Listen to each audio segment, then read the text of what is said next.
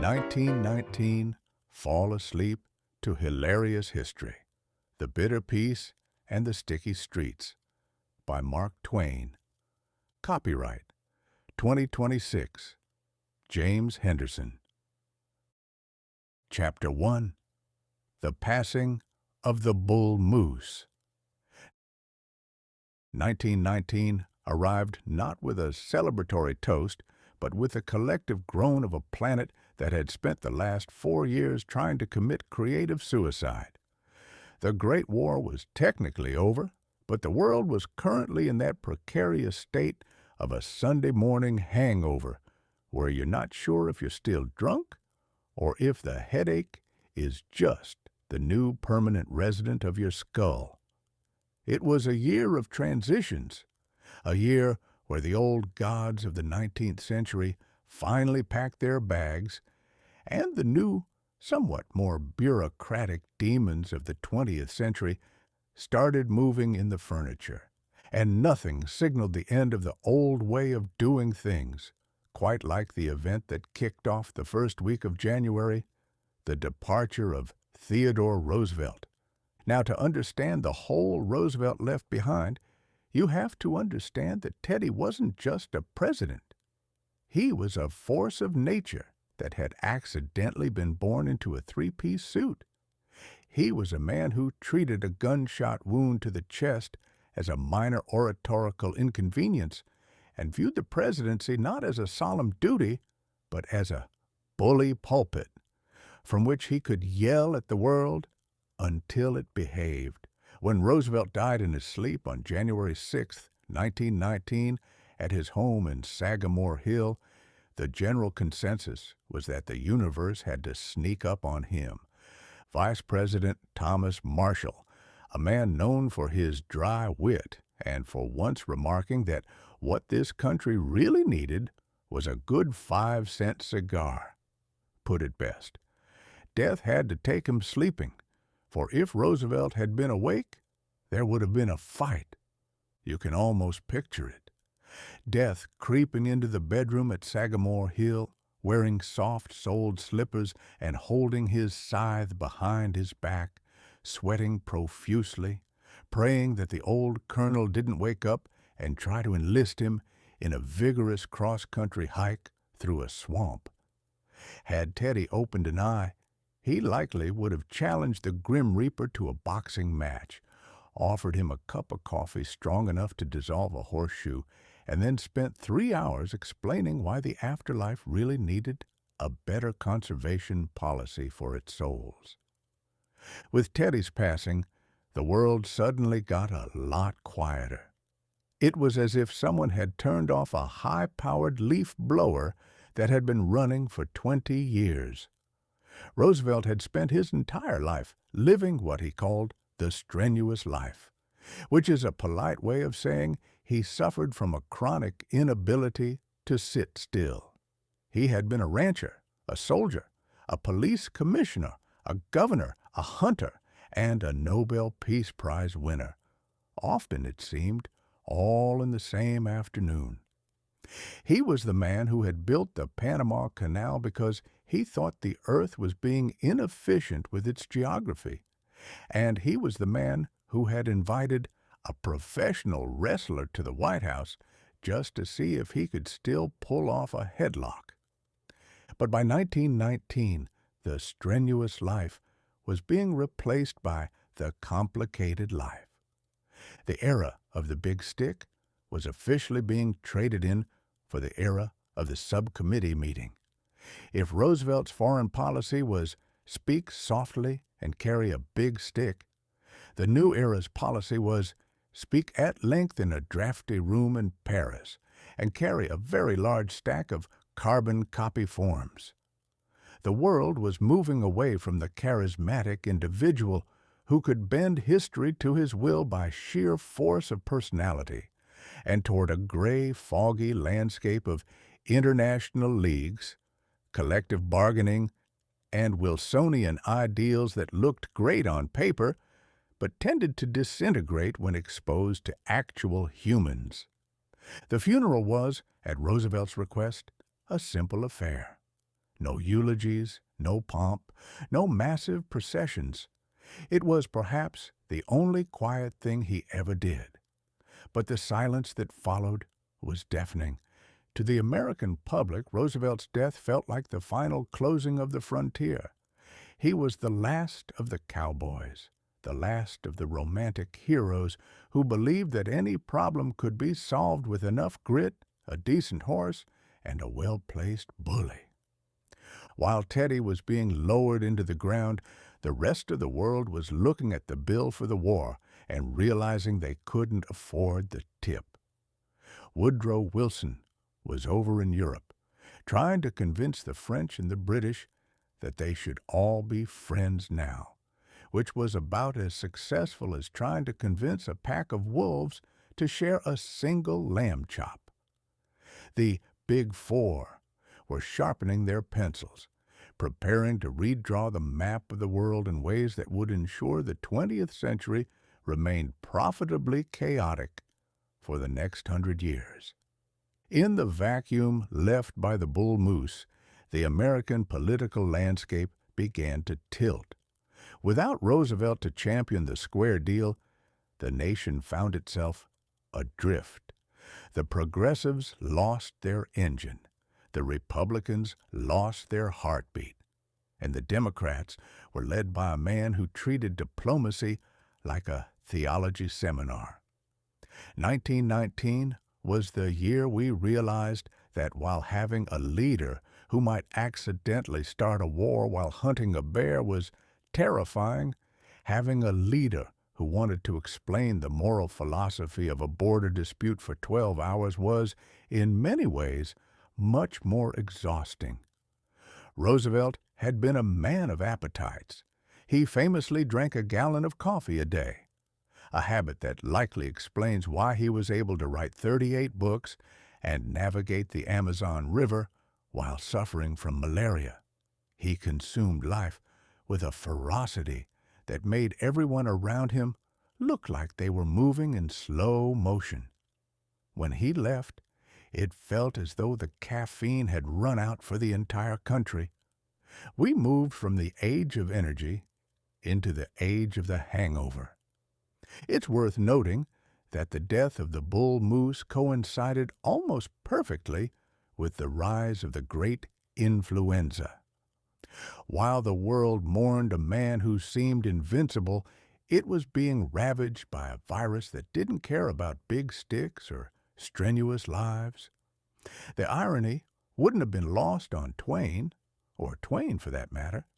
Man spends his life conquering wildernesses, building canals, and taking San Juan Hill, only to be ushered out by a blood clot while the rest of the world gets the sniffles and dies by the millions. As January 1919 groaned forward, the newspapers shifted their focus. The headlines about the colonel's passing were replaced by news of strikes, riots, and a strange, sticky disaster brewing in Boston. The world was changing. It was becoming more industrial, more cynical, and significantly less fun. We were entering a world where the heroes weren't guys with spectacles and mustache wax, but guys with ledger sheets and propaganda machines. But for a brief moment at the start of the year, everyone paused. They looked at the empty chair at Sagamore Hill and realized that the 19th century had finally, truly ended. The bull moose had exited the stage, and the theater was about to be taken over by a bunch of accountants who had very specific ideas about how much fun we weren't allowed to have with alcohol. The era of the small committee had begun, and if Roosevelt were here to see it, he'd probably have something very loud and very unprintable to say about it. He would have hated the 1920s, a decade of secret speakeasies and cynical flappers. He was a man of the daylight, of the open range, and of the loud, unapologetic truth. 1919 was the door slamming shut on that world, and as the door slammed, A 2 million-gallon tank of molasses in Boston began to groan under the pressure as if it, too, was tired of the old world and was ready to make a very big, very sticky mess of the new one. But that is a story for the next chapter.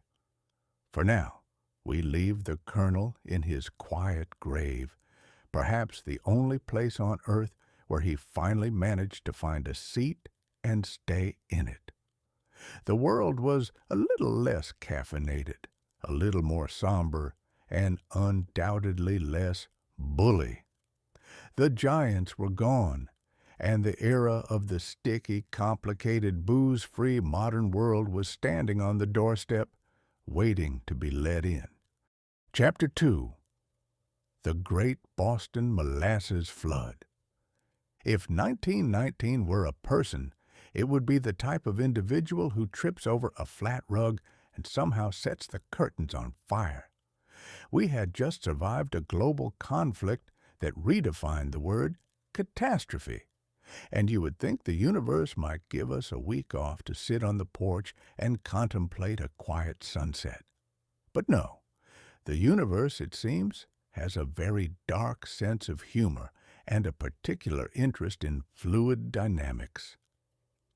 In January of 1919, while the great powers were busy carving up the map of Europe like a holiday ham, the city of Boston was about to be hit by a disaster so surreal that if you saw it in a silent movie, you'd complain about the lack of realism. This wasn't a fire, an earthquake, or a hurricane. It was a flood, specifically a 2 million-gallon wave of fermented, industrial-grade molasses. To understand the sheer sticky absurdity of this event, we have to talk about the Purity Distilling Company. They had constructed a massive steel tank in Boston's North End, a structure 50 feet tall and 90 feet wide. This was the era of industrial ambition, where we built things big and asked questions about structural integrity much later, usually while standing in the wreckage. The tank was filled to the brim with molasses intended to be fermented into industrial alcohol. Some of this was for booze, but most of it was for munitions. Yes, in 1919, your morning toast topping was essentially one chemistry degree away from being a hand grenade. The tank was, to put it scientifically, a disaster in waiting. It was built by a man whose background was in accounting rather than engineering, which is always a promising start for a structure holding 26 million pounds of viscous liquid. It leaked so badly that the neighborhood children used to bring cups and buckets to catch the free molasses dripping from the seams. The company's response to these leaks wasn't to reinforce the steel or tighten the rivets. It was to paint the tank brown so the leaks wouldn't show. It was a masterpiece of out-of-sight, out-of-mind corporate philosophy, a logic that works perfectly until 2 million gallons of goo decide they've had enough of their brown-painted prison. On January 15th, the temperature in Boston jumped from a frigid 2 degrees to a relatively balmy 40 degrees. To a human, this is light jacket weather. To 2 million gallons of cold molasses, this is an invitation to expand. The internal pressure of the fermenting sugar, combined with the thermal expansion and the sheer weight of the contents, finally overwhelmed the cheap steel. At approximately 12:40 p.m., the tank didn't just leak. It didn't just crack. It disintegrated with a sound that witnesses described as a machine gun nest opening fire. The sound of thousands of rivets popping out of the steel like deadly popcorn. Now, we've all heard the phrase, slow as molasses in January.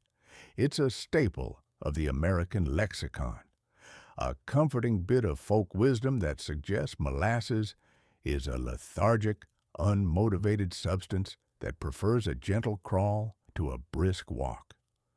On that Tuesday in Boston, Molasses decided to file a defamation lawsuit against that idiom. When the tank burst, it released a wave of molasses 25 feet high. For those of you keeping score at home, that is roughly the height of a 2-story house. And it wasn't crawling. Because of the sheer weight and the way the liquid had been compressed, the wave surged through the north end at 35 miles per hour. Have you ever tried to outrun a 35-mile-per-hour wave of liquid that has the consistency of wet cement and the adhesive properties of industrial glue? It turns out humans aren't built for it. The wave hit Commercial Street with the force of a freight train. It didn't just wet the buildings, it picked them up and moved them.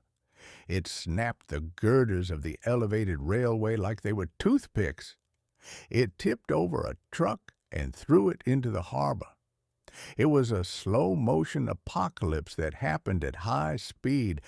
The air was filled with a scent that was simultaneously sweet and terrifying, the smell of a bakery that had been struck by a meteor. The immediate aftermath was a scene of pure, unadulterated chaos. Rescue workers arrived to find a landscape that looked like it had been dipped in chocolate by a vengeful god. People were trapped, not under rubble, but inside the cooling, hardening goo. Every time someone tried to pull a victim out, the vacuum created by the molasses would pull them back in. It was a tug-of-war where the opponent was a puddle of sugar.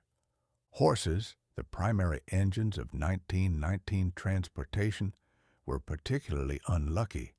A horse in molasses is essentially a fly on a giant piece of flypaper. The more they struggled, the deeper they sank. The firemen and sailors from the USS Nantucket, who were the first on the scene, spent hours wading through waist-deep syrup, their uniforms becoming so heavy with sugar that they could barely move. They looked like gingerbread men who had survived a war zone. It took weeks to clean up. The city of Boston eventually gave up on traditional methods and used fireboats to spray the streets with high-pressure salt water. This turned the North End into a giant, salty, sweet mess that eventually drained into the harbor, turning the water brown for months. For years afterward, it was said that on hot summer days, the North End still smelled like a giant ginger snap. But the real legacy of the Great Molasses Flood wasn't just the sticky shoes or the ruined suits. It was the legal battle that followed. The Purity Distilling Company tried to claim that the tank had been blown up by anarchists. In 1919, if your dog ate your homework or your industrial tank exploded, you blamed an anarchist. It was the dog ate it of the early 20th century. However, the court didn't buy it. In one of the first major class action lawsuits in Massachusetts history, the company was held responsible. The auditor's report was a scathing indictment of the build-it-cheap and paint-it-brown school of architecture. It turned out that the tank's walls were only half as thick as they should have been, and that the rivets were essentially decorative. It was a turning point for American infrastructure. Because of a giant wave of syrup, we started requiring things like building permits, engineering stamps, and the radical idea that someone who knows how to do math should probably oversee the construction of a 3-story vat of hazardous material. The Great Molasses Flood remains one of the strangest chapters in the history of a year that was already deeply strange. It serves as a reminder that history isn't just made by generals and politicians. Sometimes it's made by a neglected rivet and a surplus of sweetener. As the survivors of the North End spent the rest of January scraping brown goo off their floorboards, they might have looked toward Washington, D.C., where a different kind of dry movement was gaining steam. If they thought the molasses was hard to swallow, they had no idea what the government was about to do to their beer. 1919 was proving that whether it was a wave of sugar or a wave of moral panic, things were going to get very messy very quickly. We learned a valuable lesson that day. Molasses is only slow when it's on a spoon. When it's in a 2-million-gallon tank built by an accountant, it has nowhere to go but everywhere, and it's in a hell of a hurry to get there. The north end eventually dried out. The harbor returned to its natural shade of murky gray, and the survivors went back to their lives.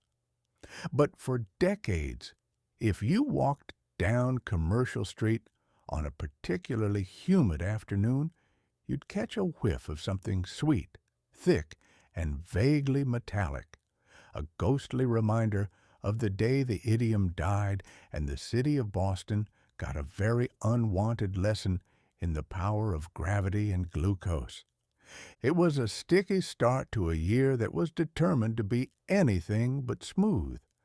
And as the people of Boston finally got the last of the syrup out of their hair, they looked at the calendar and realized it was only mid-January. They still had 11 months of 1919 to go. If this was the appetizer, the main course was going to be interesting, to say the least. Chapter 3. The 18th Amendment. The Great Drought.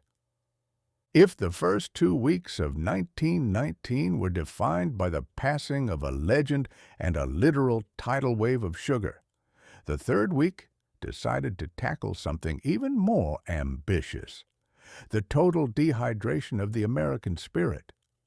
On January 16, 1919, Nebraska became the 36th state to ratify the 18th Amendment. In doing so, it provided the final hammer blow to a nail that the temperance movement had been trying to drive into the national coffin for nearly a century. America was officially, constitutionally, and, as it would turn out, quite hilariously, dry. To understand the 18th Amendment, you have to appreciate the special kind of madness that takes hold of a country when it decides it is capable of legislating morality. The noble experiment, as it was called by people who likely hadn't had a good laugh since the mid-1880s, was based on a beautifully naive premise that if you simply removed the liquid, the desire for the liquid would evaporate along with it. It was a bit like trying to solve the problem of gravity by passing a law that says everyone has to stay at least 3 feet off the ground. The primary architects of this dry new world were the Anti-Saloon League and the Women's Christian Temperance Union, WCTU. These were people who viewed a foaming mug of beer not as a beverage, but as a liquid demon that was personally responsible for every bad thing that had happened since the fall of man.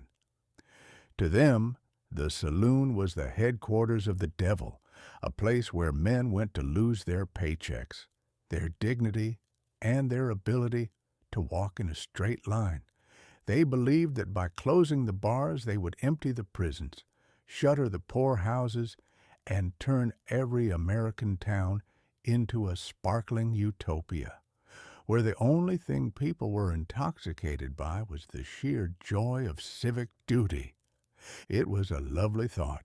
It was also, as any bartender could have told them, total poppycock. The irony of the timing was particularly delicious. The United States had just helped win a war to make the world safe for democracy, and the first thing it did upon returning home was to tell its citizens they couldn't be trusted with a glass of fermented grain. The returning doughboys who had spent the last 2 years dodging mustard gas and living in muddy trenches came home to find that while they were away, their aunts and senators had decided to take away their reward. It was as if you had just saved your neighbor's house from a fire, and in gratitude, he decided to confiscate your toaster. When Nebraska cast that deciding vote, a strange silence fell over the country, the sound of millions of people suddenly realizing they needed to find a really good hiding spot for their cider. Now, the 18th Amendment didn't actually make Chapter 3.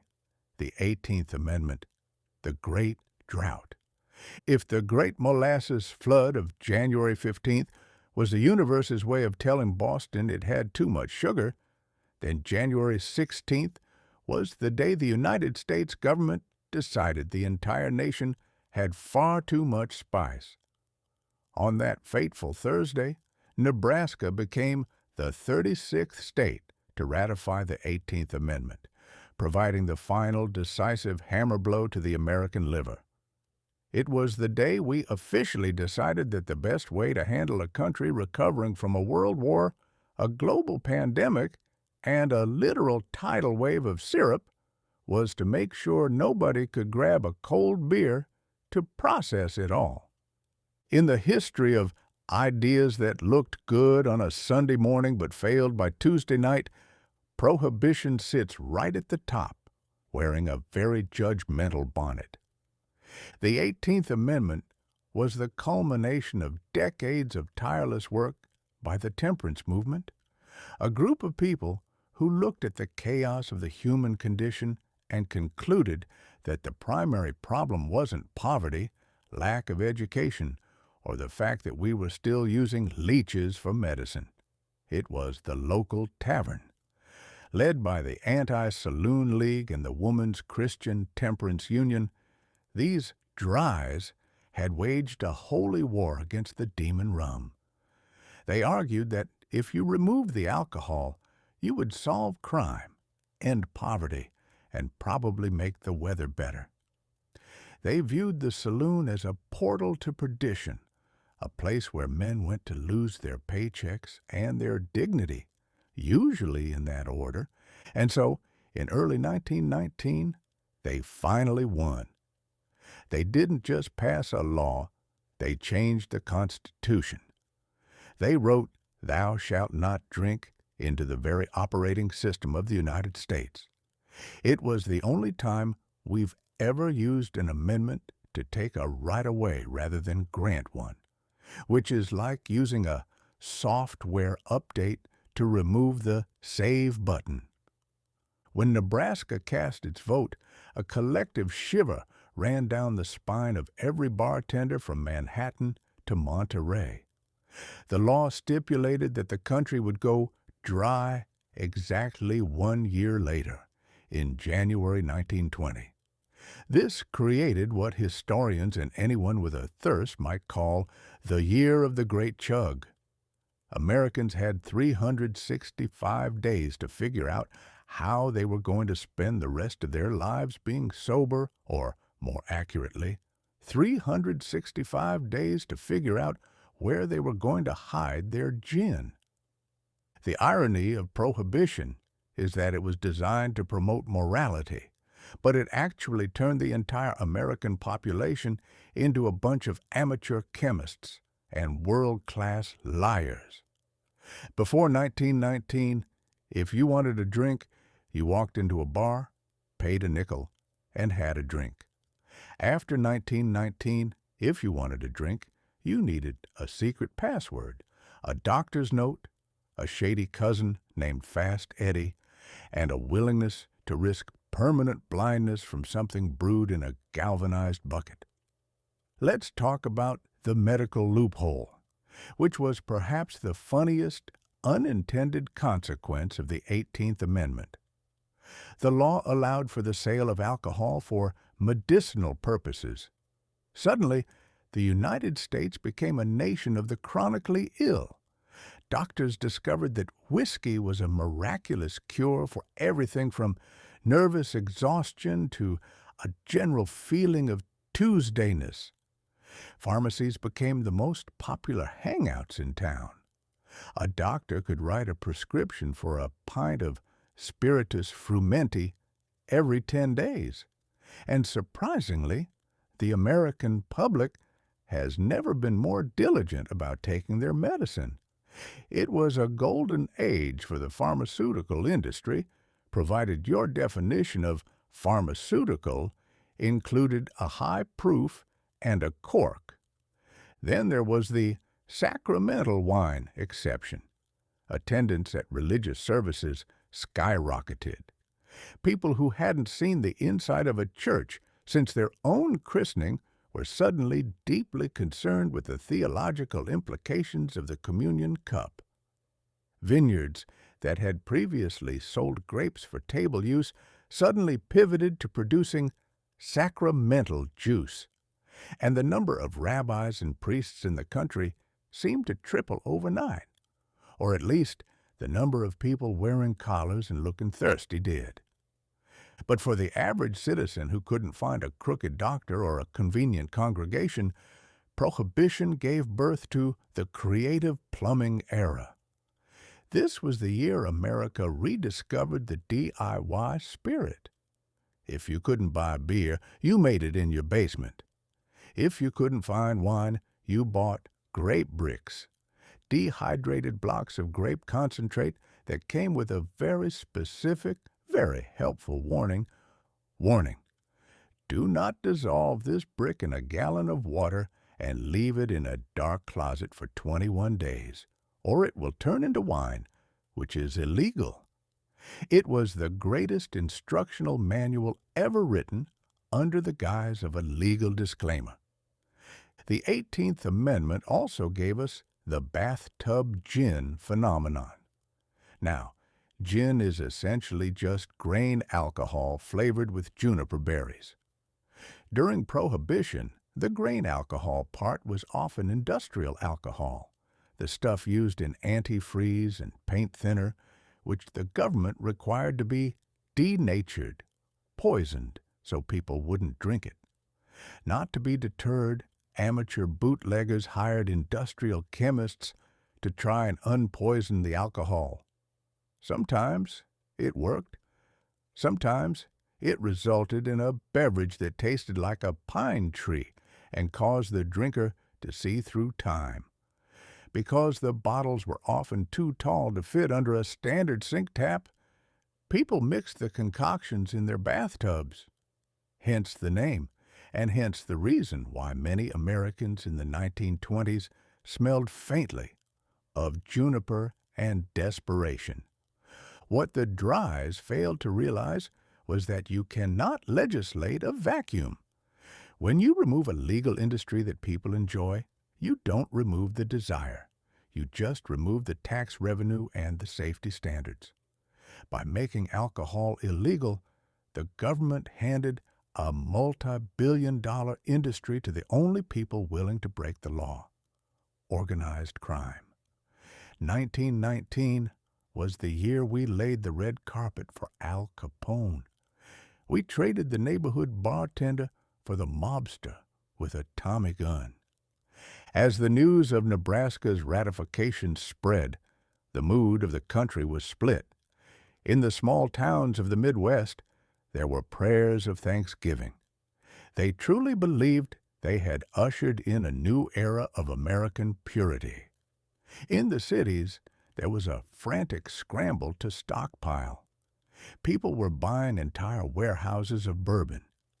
It was said that the wealthy filled their cellars with enough wine to survive a nuclear winter, while the working class looked at their empty pockets and began eyeing their bathtubs with newfound interest.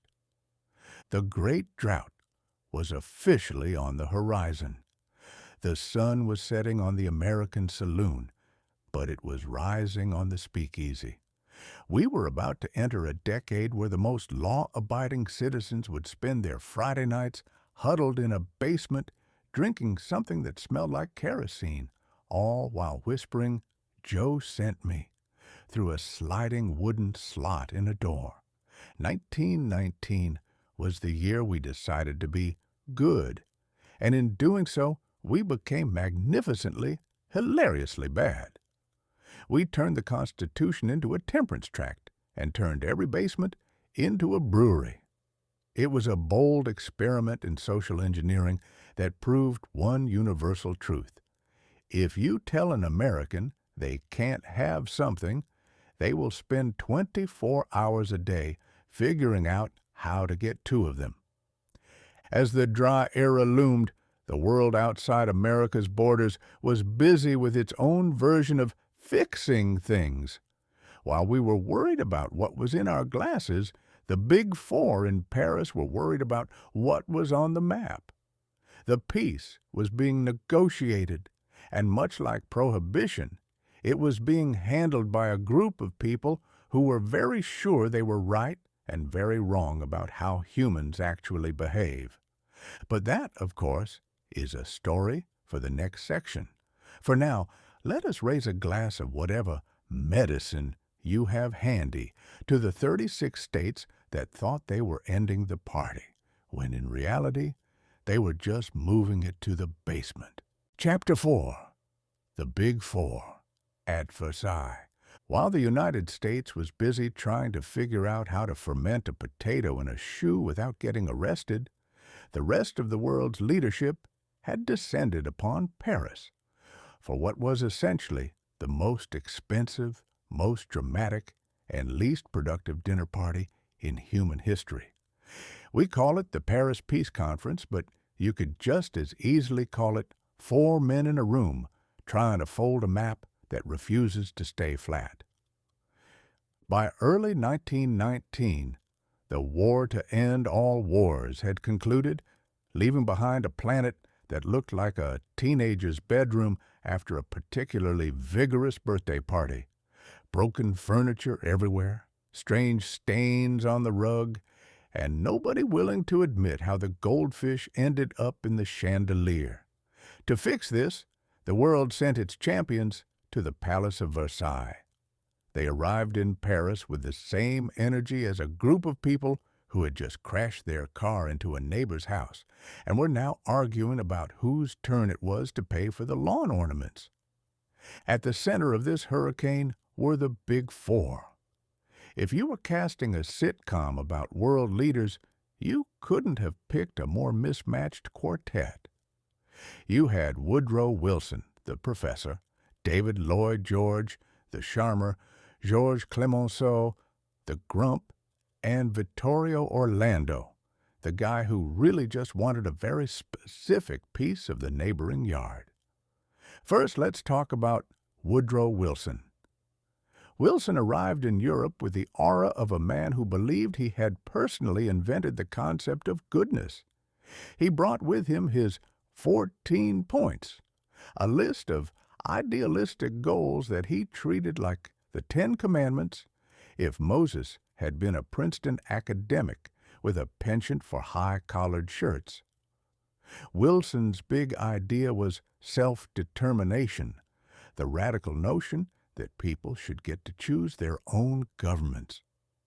It was a beautiful, noble concept that worked perfectly in Wilson's head and absolutely nowhere else on the actual physical earth, mostly because self-determination is very hard to achieve when your neighbor is currently standing in your living room with a bayonet and a list of historical grievances dating back to the Crusades. Wilson was convinced that he was the moral compass of the world. He walked through Paris like he was walking on water, seemingly unaware that the water was actually a shark-infested swamp of European resentment. Then there was Georges Clemenceau, the Prime Minister of France, affectionately known as the Tiger. If Wilson was the idealistic professor, Clemenceau was the weary janitor who had been cleaning up Germany's messes for 40 years and was finally ready to throw the mop at someone's head. Clemenceau had lived through the Franco-Prussian War. He had seen the German army march into Paris before, and he was determined that the only way to ensure peace was to turn Germany into a very large, very flat parking lot. Clemenceau famously had little patience for Wilson's 14 points. He once remarked, "God was satisfied with 10 commandments. Wilson gave us 14. Clemenceau didn't want a League of Nations or world peace. He wanted a security guarantee and a German checkbook with a lot of zeros at the end of it. He spent most of the conference wearing gray suede gloves because of a skin condition and looking at Wilson with the expression of a man watching a golden retriever try to explain the theory of relativity. Between the professor and the tiger stood David Lloyd George, the British Prime Minister. Lloyd George was a political acrobat who could sit on a fence and make it look like a throne. He was the ultimate middleman. His goal was to keep the British Empire intact, make sure the Royal Navy remained the biggest kid on the pond, and prevent Clemenceau from accidentally starting a second war while trying to finish the first one. He was charming, witty, and possessed a moral flexibility that allowed him to agree with Wilson in the morning and Clemenceau in the afternoon, often while telling both of them that the other one was being terribly difficult. And finally, there was Vittorio Orlando of Italy. Orlando is often the forgotten member of the Big Four, mostly because he eventually walked out of the conference in a huff. Orlando's primary interest was territory, specifically the city of Fiume and the Dalmatian coast. He was like the guest at a potluck who didn't bring a dish, but was very insistent on taking home the leftovers. When Wilson pointed out that giving Italy those territories would violate the principle of self-determination, Orlando reminded him that Italy had been promised them in a secret treaty.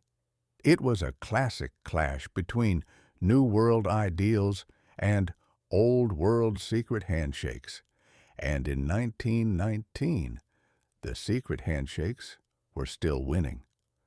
The atmosphere at Versailles was one of surreal opulence masking absolute exhaustion. The conference dragged on for 6 months. There were over 1,000 delegates from 30 different nations, all crammed into Paris, arguing over borders they couldn't find on a globe and ethnic groups they couldn't pronounce. It was a circus of ego. Minor royalty from countries that no longer existed rubbed shoulders with journalists, spies, and people trying to sell world peace souvenirs. While the Big Four sat in their gilded rooms, redrawing the map of the Middle East, Africa, and Eastern Europe, they were essentially playing a high-stakes game of Risk with real people's lives. They created countries like Czechoslovakia and Yugoslavia, which looked very tidy on a map, but were essentially bags of angry cats that had been sewn together and told to be friends. They divided the Middle East into mandates, which was a polite British and French way of saying colonies with better branding. Wilson, however, remained obsessed with his League of Nations.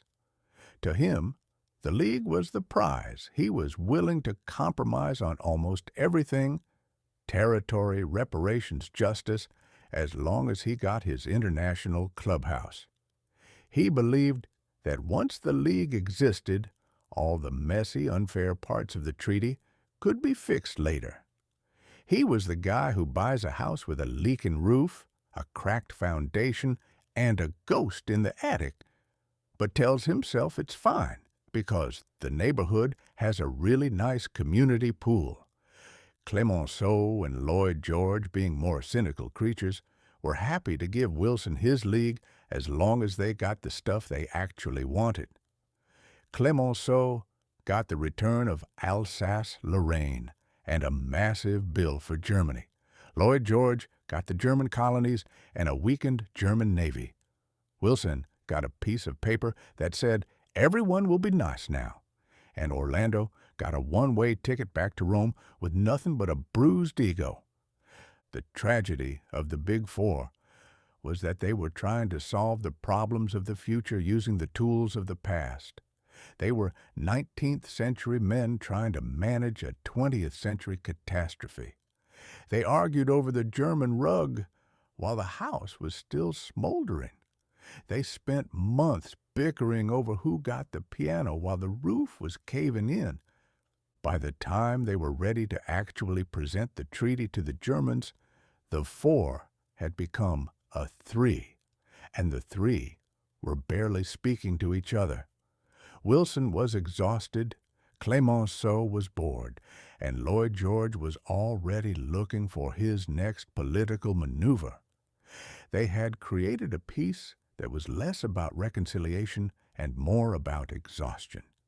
It was a bitter peace, one that ensured that the grievances of the war wouldn't be healed, but merely buried under a mountain of paperwork and debt. And so, the Big Four emerged from their rooms in Paris, blinking in the sunlight, having redrawn the world in their own image. They were very proud of themselves. They had ended the war, saved civilization, and created a League of Nations. They had also, quite by accident, set the stage for every major conflict of the next 80 years. But in the spring of 1919, that wasn't their problem. Their problem was getting the Germans to sign the bill. But that, as Mark Twain might say, is where the peace really started to get expensive. Chapter 5. The Treaty of Versailles. The bill arrives.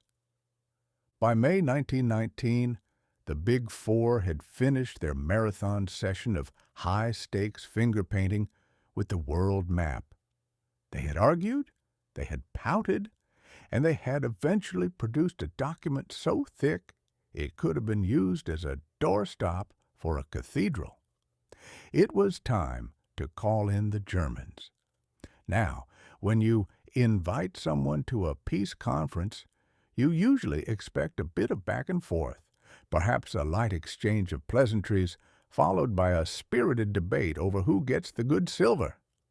But the Allies had a different definition of invitation. Their version was more akin to inviting a turkey to Thanksgiving dinner.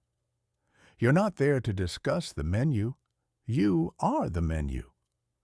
The German delegation arrived in Versailles expecting a conversation. Instead, they were met with a fence, literally.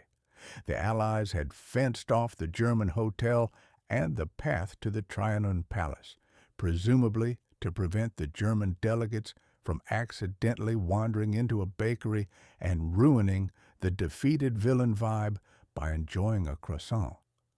When the Germans finally stood before the Allied leaders, they weren't handed a proposal. They were handed a bill for the entire 20th century, and the total was written in a font size that usually requires a telescope to read. The "It's all your fault" clause. The centerpiece of this literary masterpiece was Article 231, famously known as the War Guilt Clause. This was the Allied attempt to settle the complex, multi-layered, centuries-old geopolitical tensions of Europe with a single sentence that basically said, everything that happened since 1914 is Germany's fault, including the bad weather and the fact that the French are grumpy. It was a bold move. To ask a nation to admit that they were the sole cause of a war that involved nearly every country on the planet was like asking the last person to touch a vase before it shattered to pay for the entire museum's insurance policy. The Germans, led by Count Ulrich von Brockdorff-Rantzau, were understandably horrified. Rantzau, a man whose monocle was likely held in place by sheer aristocratic indignation, refused to stand up when he addressed the Allies. It was a small, petty act of defiance, the diplomatic equivalent of a teenager rolling their eyes, but it signaled that this peace was going to be about as comfortable as a pair of wool underwear in a sauna. The Allies, however, weren't in a mood for nuance. Clemenceau, the tiger, sat there with his gray gloves on, looking like he was ready to pounce if anyone so much as looked at a German sausage.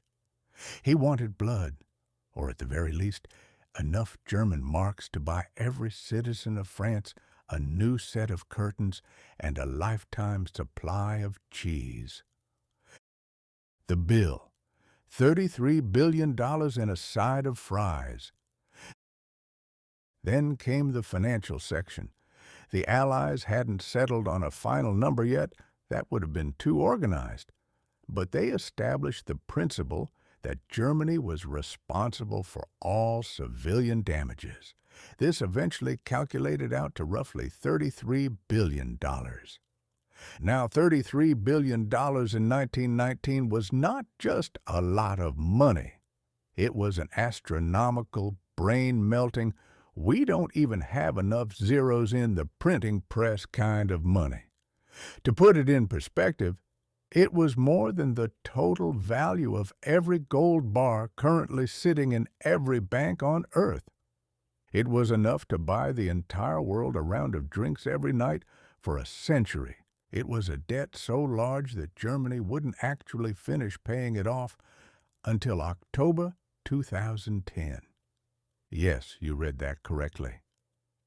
The bill for the First World War was finally settled about the same time the world was getting excited about the first iPad. The Treaty of Versailles was the original pay-over-time plan, but with the added bonus of national humiliation and a side order of hyperinflation. The Germans were also told they had to give up their merchant fleet, their coal mines in the Saar, and a significant chunk of their territory. Poland was resurrected using pieces of Germany's backyard, and the Polish Corridor was created to give them access to the sea, effectively cutting Germany in two like a poorly sliced loaf of rye bread. The Hall of Mirrors, a reflection of hubris. The signing ceremony was scheduled for June 28, 1919. The Allies chose the Hall of Mirrors in the Palace of Versailles for the event. And if you think that was a random choice, you haven't been paying attention to European pettiness. 48 years earlier, in that very same room, the German Empire had been proclaimed after France's humiliating defeat in the Franco-Prussian War.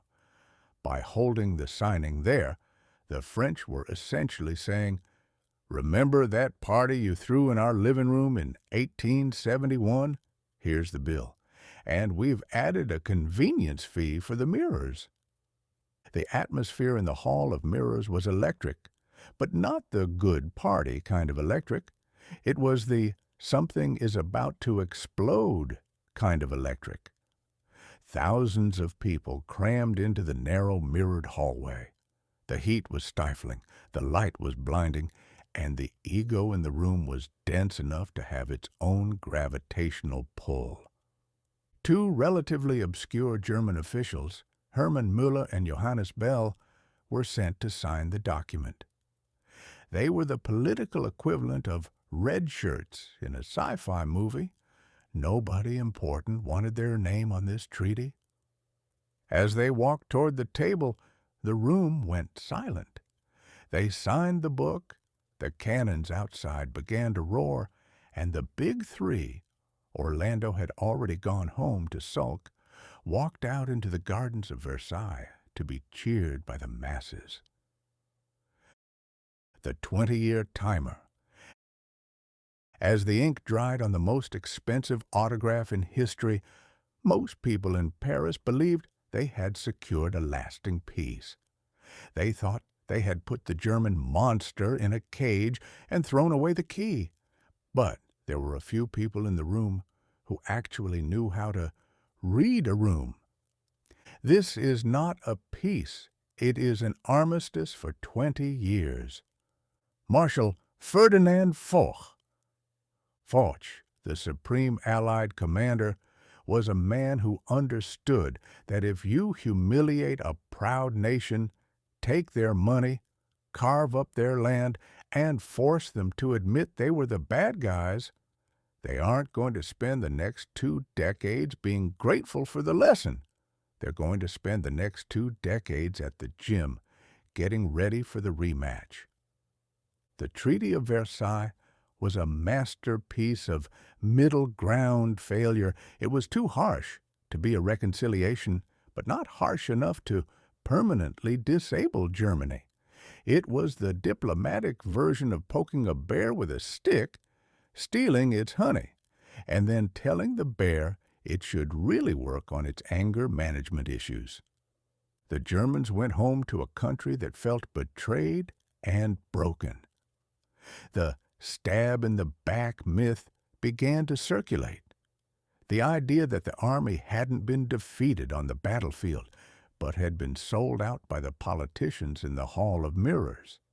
It was a toxic lie, but in a country where a loaf of bread would soon cost 1 trillion marks, people were looking for someone to blame.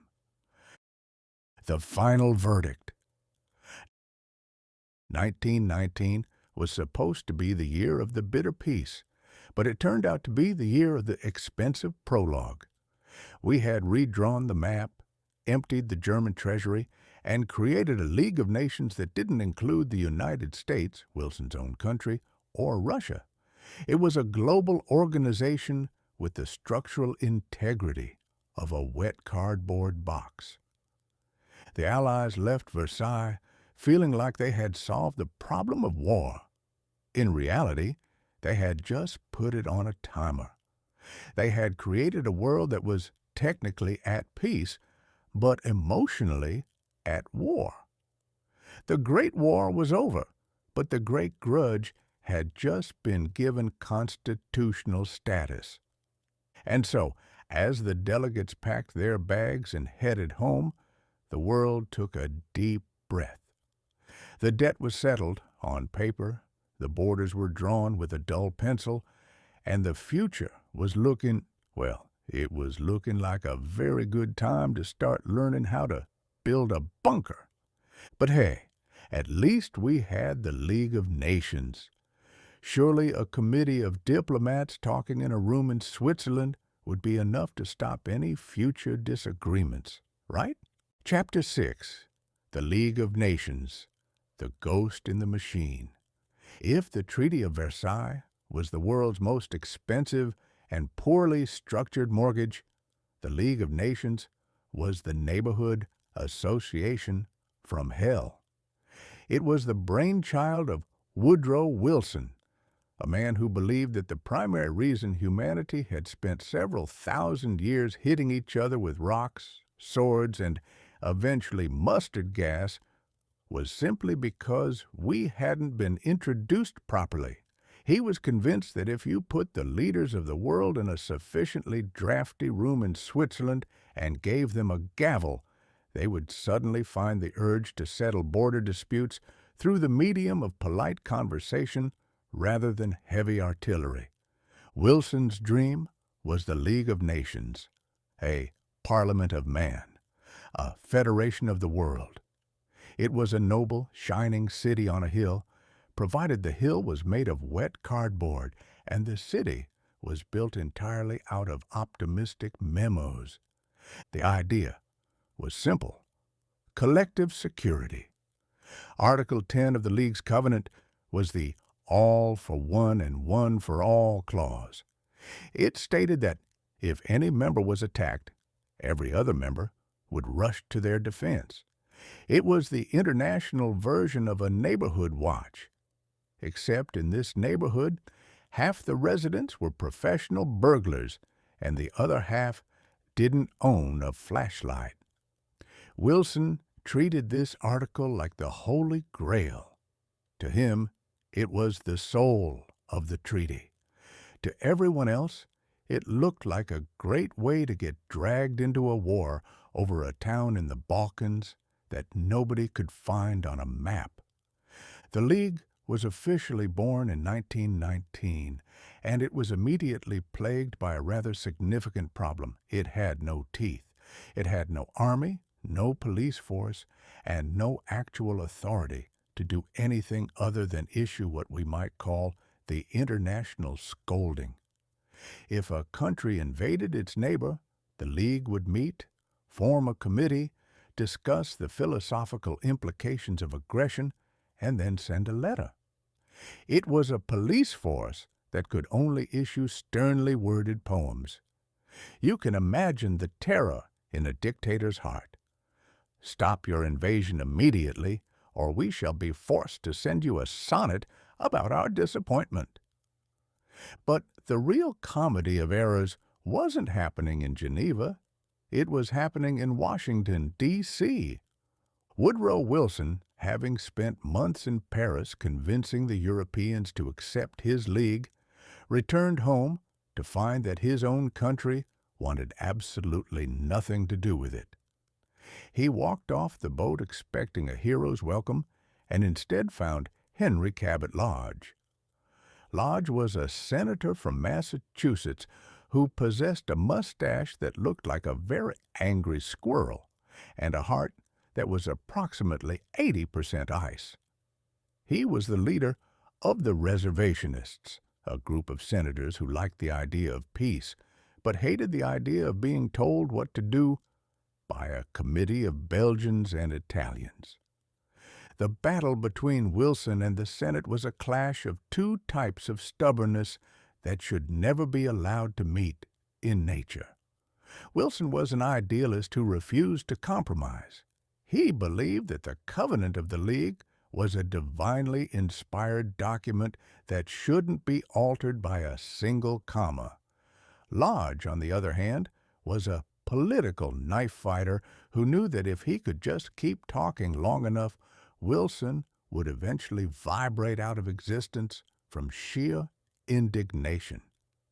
The American public was also beginning to suffer from a severe case of Europe exhaustion. After a year of being told they were saving the world for democracy, most Americans had decided that the world was an ungrateful place, and they'd rather spend their time watching baseball and waiting for the new Sears catalog. The idea of permanent involvement in European affairs sounded about as appealing as a permanent case of the mumps. Wilson decided to take his case to the people. He embarked on a grueling cross-country whistle-stop tour, giving speeches from the back of trains until his voice was a rasp and his health was in tatters.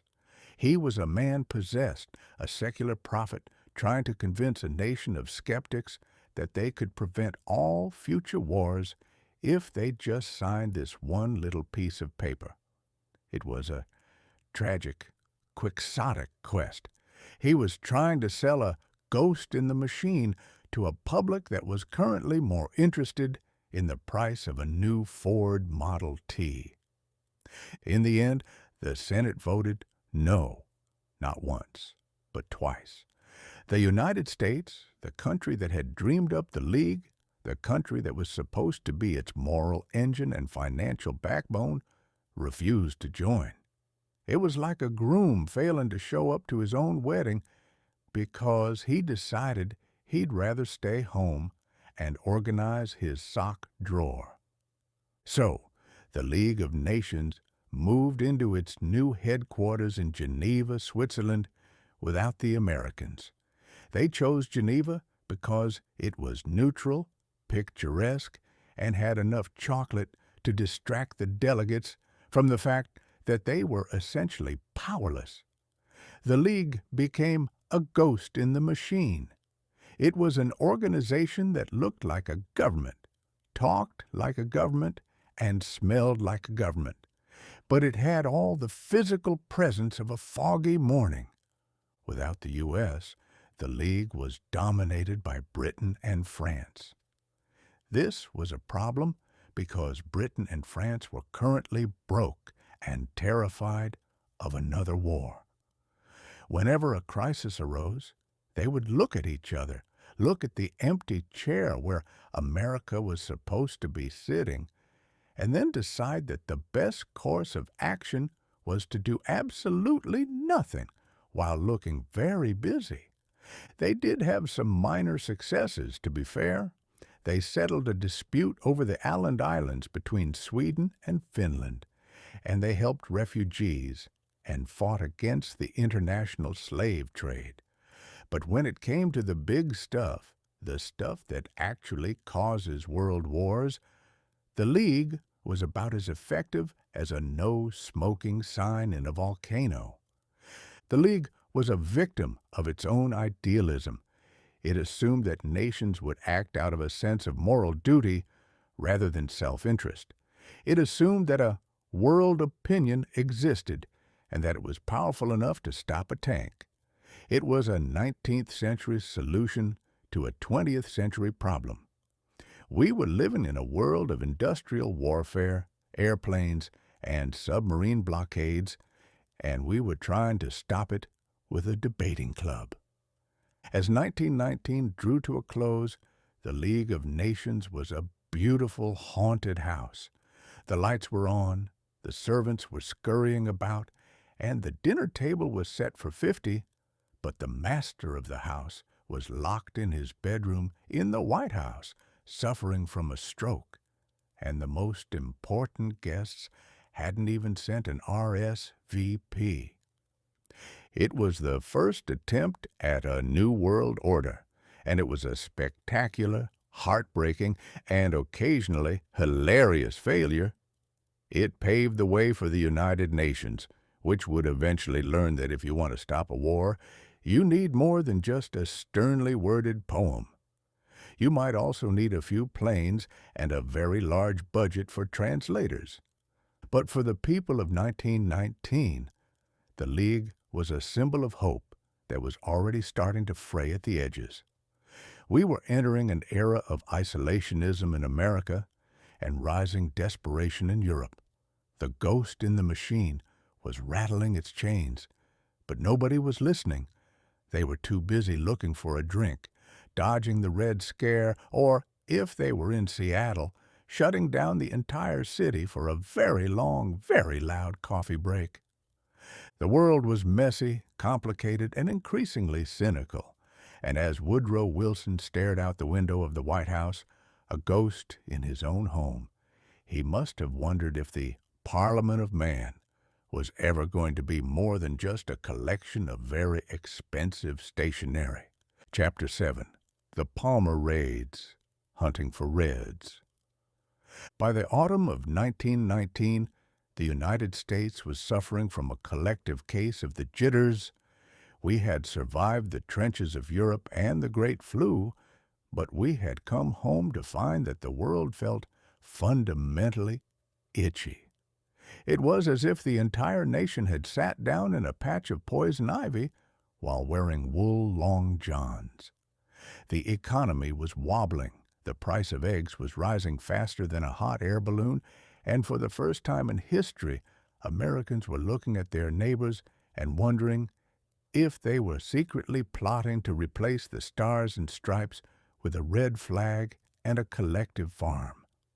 This was the dawn of the first Red Scare, a period in American history where we decided that the most dangerous thing you could possess wasn't a loaded pistol, but a thick accent and a library card. The architect of this national anxiety was a man named A. Mitchell Palmer. Palmer was the Attorney General, a position usually reserved for people who enjoy reading law books and being ignored at cocktail parties. But Palmer was different. He started his career as a fighting Quaker, which is a bit of an oxymoron, like a deafening mime or healthy bacon. However, after a series of mail bombs were sent to prominent officials in the spring of 1919, including one that accidentally blew up Palmer's own front porch, he decided the Quaker part of his title was optional. The fighting part, however, was now a full-time occupation. The rise of the young overachiever. Palmer knew he couldn't hunt every radical in America by himself. He needed a man with a mind for detail, a heart of ice, and a filing system that would make a librarian weep with envy. He found his man in a 24-year-old dynamo named J. Edgar Hoover. At 24, most of us are still trying to figure out how to do laundry without shrinking our sweaters. J. Edgar Hoover, however, was busy creating the General Intelligence Division. Hoover was the kind of person who likely organized his spice rack by the molecular weight of the cumin. He had worked at the Library of Congress, and he brought that same cataloging zeal to the hunt for subversives. Under Hoover's direction, the Justice Department began building a massive index of over 200,000 names. If you had ever attended a union meeting, signed a petition for better plumbing, or looked too longingly at a picture of Leo Tolstoy, J. Edgar had a card with your name on it. He didn't just want to find the revolutionaries. He wanted to know their middle names, their favorite shoe size, and whether or not they preferred their tea with a side of sedition. How to spot a Red? The logic of the Red Scare was beautifully simple in the way that a sledgehammer is simple. The Russian Revolution of 1917 had terrified the American establishment. They looked at the Bolsheviks and saw a red menace that was contagious, like a philosophical version of the measles. The criteria for being a Red were remarkably broad. You were likely a Bolshevik if you spoke a language that used too many consonants, specifically Russian, Yiddish, or Italian. You believed that working 12 hours a day in a steel mill for 3 cents and a pat on the back was unfair. You possessed a beard that looked like it could hide a small explosive device or a radical pamphlet. You were Emma Goldman. Emma Goldman was the Red Queen of the era, a woman who had spent decades arguing that the government was an unnecessary inconvenience. To Palmer and Hoover, she was the personification of the nightmare. She was articulate, she was stubborn, and she had the gall to suggest that maybe, just maybe, the American dream shouldn't involve being beaten by a policeman's baton during a strike.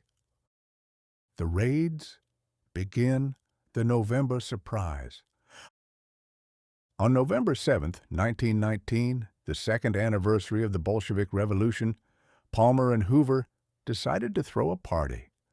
Their version of a party involved no cake, but plenty of handcuffs. They launched the first of the Palmer Raids. In 12 cities across the country, federal agents smashed into the offices of the Union of Russian Workers. They didn't bother with things like search warrants or due process. Those were 19th century luxuries that the 20th century apparently couldn't afford. They rounded up over 1,000 people, most of whom were just attending a night school to learn English or looking for a place to play a game of chess. The strategy was simple. Deportation first, questions later, or never. In December, Palmer loaded 249 radicals, including Emma Goldman, onto a leaky old troop ship called the Buford, which the press immediately nicknamed the Soviet Ark. As the ship pulled away from the pier in New York, the government felt very proud of itself. They had effectively exiled a group of people for the crime of having opinions that weren't currently in style. The New Year's smash. But Palmer wasn't done. He wanted a grand finale. On January 2nd, 1920, he launched a second, much larger wave of raids. This time, they hit 33 cities simultaneously. Agents rounded up over 4,000 people in a single night. The scenes were chaotic and, in hindsight, tragically absurd. People were snatched off the streets, dragged out of bed, and held in overcrowded bullpens with no access to lawyers. In some cities, people were arrested simply for visiting their friends in jail. It was a red contagion. If you touched a radical, you became a radical. The Bill of Rights, which had been a fairly sturdy document for over a century, took a government-mandated nap. The Department of Justice argued that the clear and present danger of a revolution justified a brief suspension of things like the Fourth, Fifth, and Sixth Amendments. It was the legal equivalent of saying, I know I'm not allowed to burn your house down, but there's a spider in the living room, so I'm sure you'll understand. The May Day Flop. By the spring of 1920, A. Mitchell Palmer was the most famous man in America. He was the savior of the Republic, and he had his sights set on the presidency. To seal the deal, he made a bold prediction. On May 1st, 1920, May Day, a massive, bloody revolution would break out across the United States. He warned the public to be ready. He put the police on high alert. He had the National Guard standing by. The newspapers were filled with terrifying headlines about the impending doom. May 1st arrived. The sun came up, and nothing happened. There were no bombs. There were no riots. There wasn't even a particularly spirited argument over a grocery bill. The only thing that happened on May Day was that a few people went for walks in the park, and everyone else stayed home and felt a bit silly for having hidden under their beds. Suddenly, the Red Scare started to look like a red farce. The public, which had been whipped into a frenzy of fear, began to realize that perhaps Palmer had been exaggerating just a tiny bit. The Department of Labor, which actually had the power to approve deportations, started looking at the evidence and realized that 90% of the people Palmer had arrested were about as dangerous as a damp marshmallow. The legacy of the jitters. The Palmer raids eventually fizzled out, and Palmer's dreams of the White House evaporated faster than bathtub gin on a hot day. But the damage was done. We had established a precedent that in times of fear, the law is optional. We had also given J. Edgar Hoover his first taste of power and his first filing cabinet, a combination that would haunt American politics for the next 50 years. 1919 was the year we decided that freedom meant freedom to agree with the Attorney General. It was a year where we hunted for reds under every bed and, in the process, forgot to look in the mirror to see what we were becoming. But as the Red Scare faded, a new conflict was brewing. If Palmer couldn't stop the revolution with handcuffs, the American worker was going to try and start a different kind of revolution with a picket line. The Red Menace was being replaced by the blue-collar reality, and the streets were about to get very, very crowded. Chapter 8. The Great Steel Strike. In the grand soot-stained tapestry of 1919, if the Palmer raids were the nation's paranoid fever dream, the Great Steel Strike was its massive, industrial-sized migraine. By September, the American working man had reached a conclusion that seems remarkably sensible in hindsight, yet felt like a declaration of war at the time. Namely, that working 12 hours a day, 7 days a week, in a room hot enough to melt a brass monkey's conscience was perhaps not the American dream he had been promised on the brochure. To understand the steel strike, one must first appreciate the lifestyle of a 1919 steel worker. It was an existence defined by fire, iron, and a complete absence of what we modern softies call leisure time. The standard shift was 12 hours long. Every 2 weeks the shifts rotated, which required the worker to perform the long turn, a 24-hour marathon of continuous labor that left a man with the physical coordination of a jellyfish and the temperament of a cornered badger. The pay was just enough to ensure the worker could afford the calories necessary to return to the mill the next morning, but not quite enough to afford a hobby, like sleeping or knowing his children's middle names. Opposing this grueling reality was a man named Elbert Gary, the head of U.S. Steel. Judge Gary, as he was known, was a man whose heart was rumored to be forged from the very pig iron his company produced. He was a pillar of the old guard, a man who believed that industrial democracy was a contradiction in terms akin to affordable luxury or friendly cannibalism. To Gary, a union was not a collection of citizens seeking a better life. It was a foreign virus designed to clog the gears of American prosperity. On September 22, 1919, the gears did more than clog. They ground to a spectacular screeching halt. 350,000 steelworkers across 15 states walked off the job. It was a massive, silent exodus of muscle and grime. For the first time in decades, the great chimneys of Pittsburgh, Gary, the town named after the judge naturally, and Youngstown, stopped belching their charcoal-colored clouds. The silence was deafening. It was as if the heartbeat of the American industrial machine had suddenly skipped a dozen beats, and the corporate doctors were reaching for the smelling salts and the riot batons. The strikers' demands were almost quaint by today's standards: an 8-hour day, a living wage, and the right to have their union recognized so they didn't have to negotiate with the foreman while he was holding a heavy wrench. But in the jittery atmosphere of 1919, these requests were treated with the same suspicion one might reserve for a man trying to sell you a used parachute.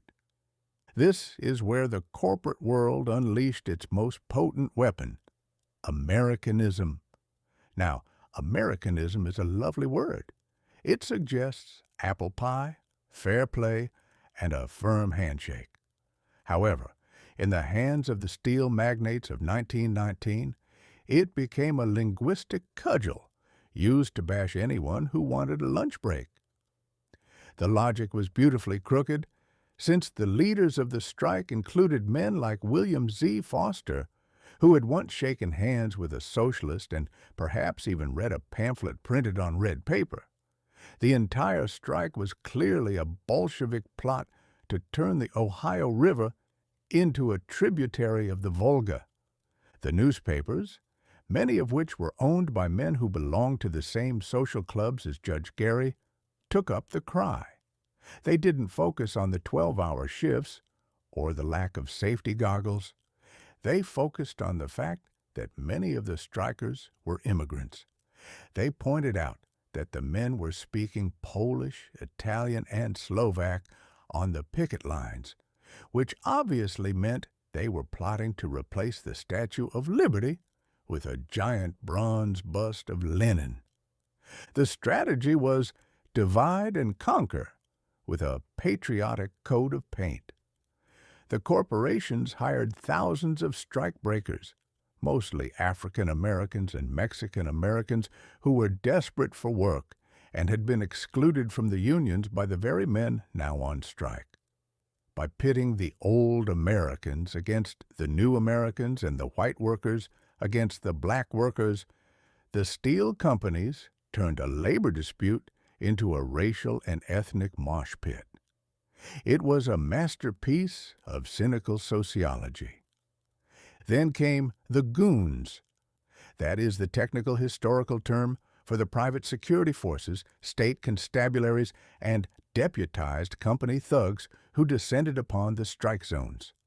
In Pennsylvania, the state police were nicknamed the Black Cossacks by the strikers.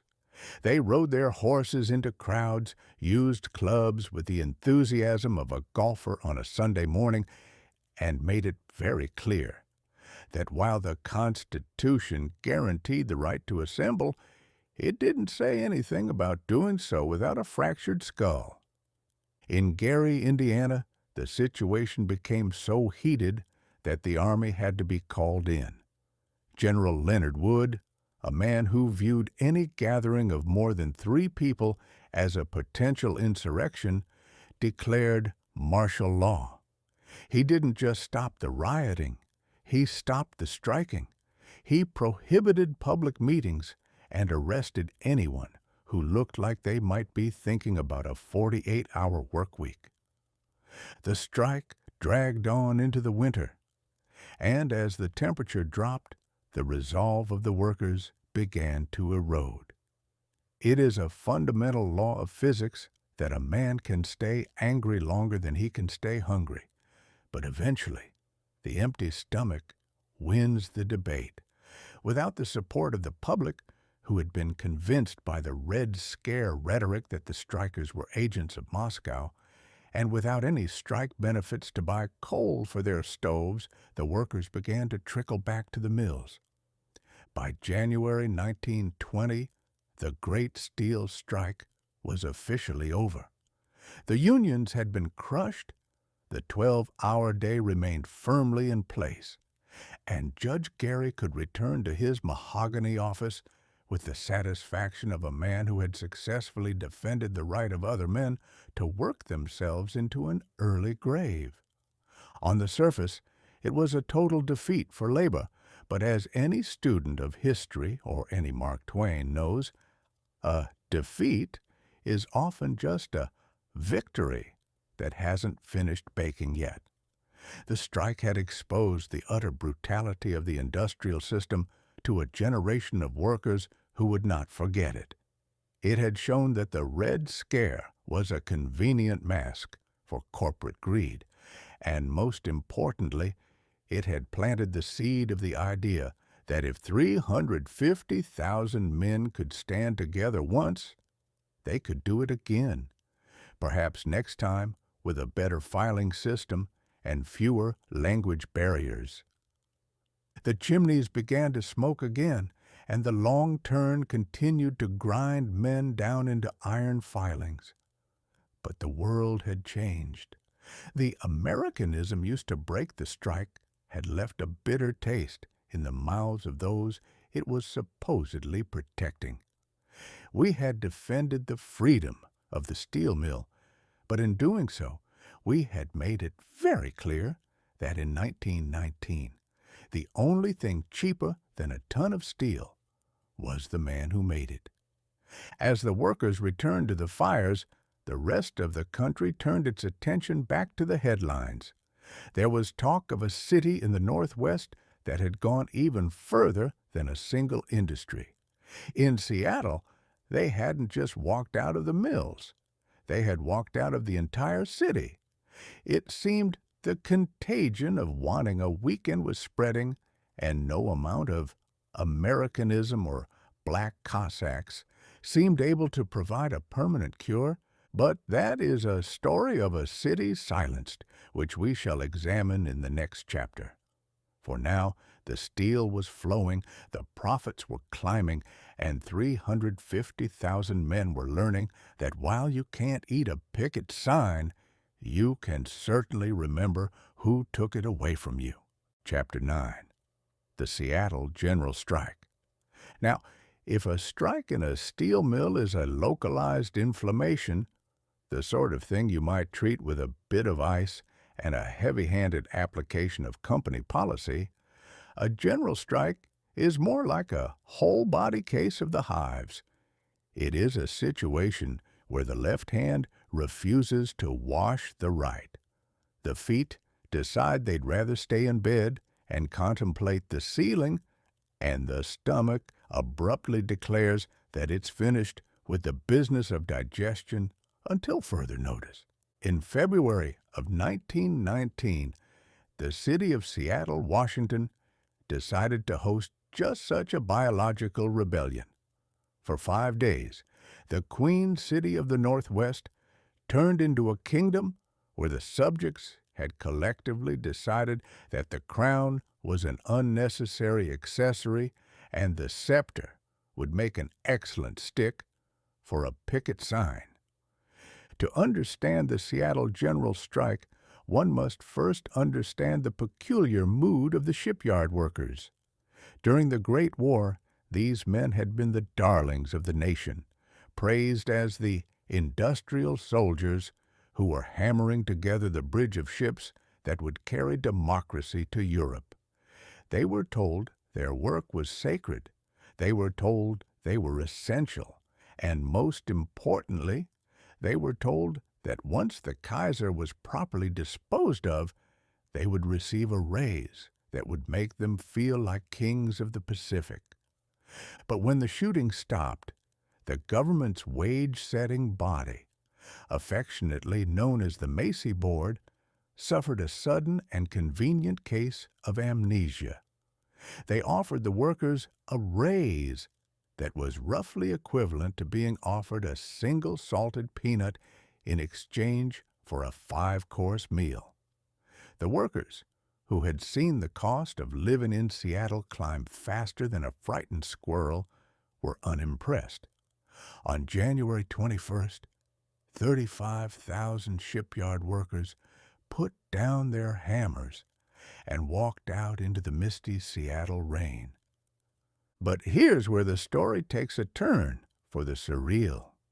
Usually, when shipyard workers strike, the rest of the city keeps on humming. The barbers keep clipping, the streetcars keep clanging, and the milkmen keep clinking their bottles. But in 1919, the air in Seattle was thick with the scent of solidarity, a word that sounds very noble in a speech, but tends to look like a complete lack of laundry service in practice. The Central Labor Council called for a vote. Would the other unions stand by their brothers in the shipyards? The answer came back with a roar that could be heard all the way to the Canadian border. On February 6th at 10 a.m., 65,000 workers walked off the job. And they didn't just walk off the job.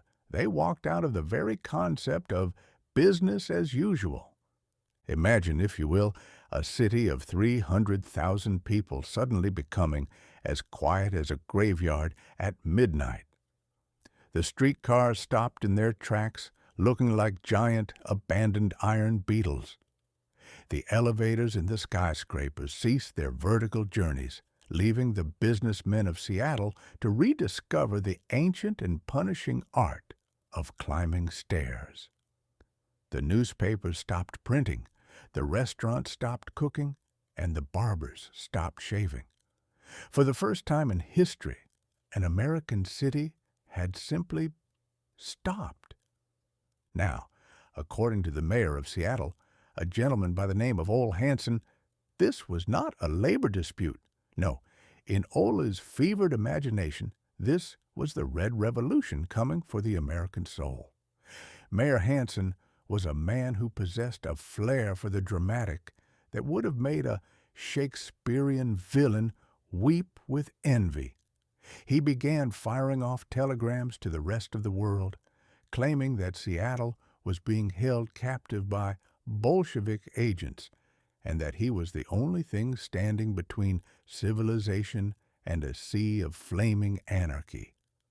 Hansen's version of civilization involved calling for the federal troops and threatening to use any force necessary to get the streetcars moving again. He was a man who viewed a silent city as a personal insult to his authority. He wanted noise. He wanted smoke. He wanted a parade of people doing exactly what they were told. But while the mayor was busy having a nervous breakdown in the newspapers, the workers were busy doing something far more radical. They were running the city. Since the government had effectively been fired by the population, the General Strike Committee took over the chores. They didn't want a riot. They wanted a demonstration of power through order. They set up milk stations to ensure that the babies of Seattle didn't go hungry just because the grown-ups were having an argument. They organized war kitchens that served 30,000 meals a day to strikers and non-strikers alike, offering a menu of solidarity stew that was surprisingly nutritious. But perhaps the most hilarious aspect of this anarchy was the Labor War Veteran Guard. These were strikers who were veterans of the Great War, and they patrolled the streets to keep the peace. They carried no weapons. They didn't have clubs, guns, or even particularly stern-looking badges. Their only weapon was a polite request. "Please, brother, keep the peace." And here is the punchline that must have driven Mayor Hansen to the brink of insanity. During the 5 days of the strike, crime in Seattle actually went down. There were no arrests for rioting. There were no looters. There weren't even any particularly spirited brawls. It turns out that when you take away the alcohol, thanks Prohibition, and give everyone a sense of collective responsibility, the dangerous masses are actually quite well behaved. The city was so orderly that it made the mayor's cries of "Revolution" look like the ramblings of a man who had spent too much time reading ghost stories. However, the strike couldn't last forever. A general strike is a bit like holding your breath. It's an impressive feat, and it certainly gets everyone's attention. But eventually, you need to inhale or you'll pass out. By the 5th day, the pressure from the national unions, who were terrified that Seattle was making the whole labor movement look too Russian, began to mount. The workers were also starting to realize that while solidarity stew was fine for a weekend, they were starting to miss things like paychecks and professional haircuts. On February 11th, the strike was called off. The workers went back to their jobs, the streetcars began to clang again, and the elevators resumed their tireless up-and-down existence. On the surface, the workers had gained nothing. The shipyard wages hadn't changed, and the Macy board remained as stubborn as a Missouri mule. But Mayor Ole Hansen didn't see it that way. He declared himself the savior of Seattle. He resigned his office shortly after, embarked on a lucrative lecture tour, and wrote a book titled Americanism versus Bolshevism, in which he portrayed himself as a cross between George Washington and a very loud foghorn. He had successfully saved a city that had been busy feeding its own babies and keeping its own peace while he was hiding in his office. The Seattle General Strike of 1919 remains one of the most beautiful what-if moments in our history. It was a revolution where nobody forgot to say please and thank you. It proved that a city doesn't necessarily need a mayor or a board of directors to function, but it absolutely needs a milkman. As the workers returned to the shipyards, they looked at each other with a new kind of quiet confidence. They hadn't won the raise, but they had won something far more valuable. They had looked the entire power structure of the United States in the eye and watched it blink. They had shown that when the people stop, everything stops. And as the smoke returned to the Seattle skyline, the rest of 1919 watched with interest. The Northwest had gone quiet, but in the months to come, the world was about to get very, very loud. Because while Seattle was debating the price of milk, a man in Europe was looking at a solar eclipse and preparing to prove that the very laws of the universe were not nearly as solid as we had all been led to believe. But that is a story of gravity and genius, which we shall explore in the next section. For now, let us leave Seattle as the streetcars start moving again, a city that proved that sometimes the most revolutionary thing you can do is simply stay home and refuse to move. Section 4. Higher, Faster, and Weirder. Chapter 10. The Solar Eclipse. Einstein Wins. While the human race was busy in 1919 trying to figure out how to divide a continent without starting a third world war, or how to drink a gin fizz in a basement without being tackled by a federal agent, the universe was quietly waiting for someone to notice that it wasn't nearly as straightforward as Sir Isaac Newton had led us to believe. For over 200 years, Newton had been the undisputed heavyweight champion of the cosmos. He had told us that gravity was a simple, dependable force, a cosmic, invisible string that pulled things together. If you dropped an apple, it hit the ground. If you looked at a planet, it stayed in its orbit. It was a tidy, clockwork universe where everything behaved like a well-trained butler.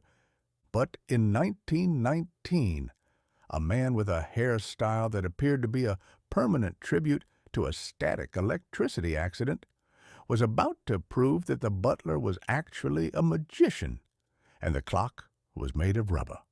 Enter Albert Einstein. Now, in 1919, Einstein wasn't yet the face on every dormitory poster and Genius brand coffee mug.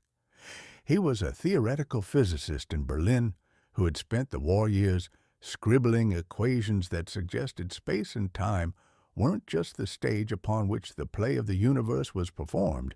They were the stage, the actors, and the curtains all rolled into one, and they were constantly warping, stretching, and sagging under the weight of everything they held.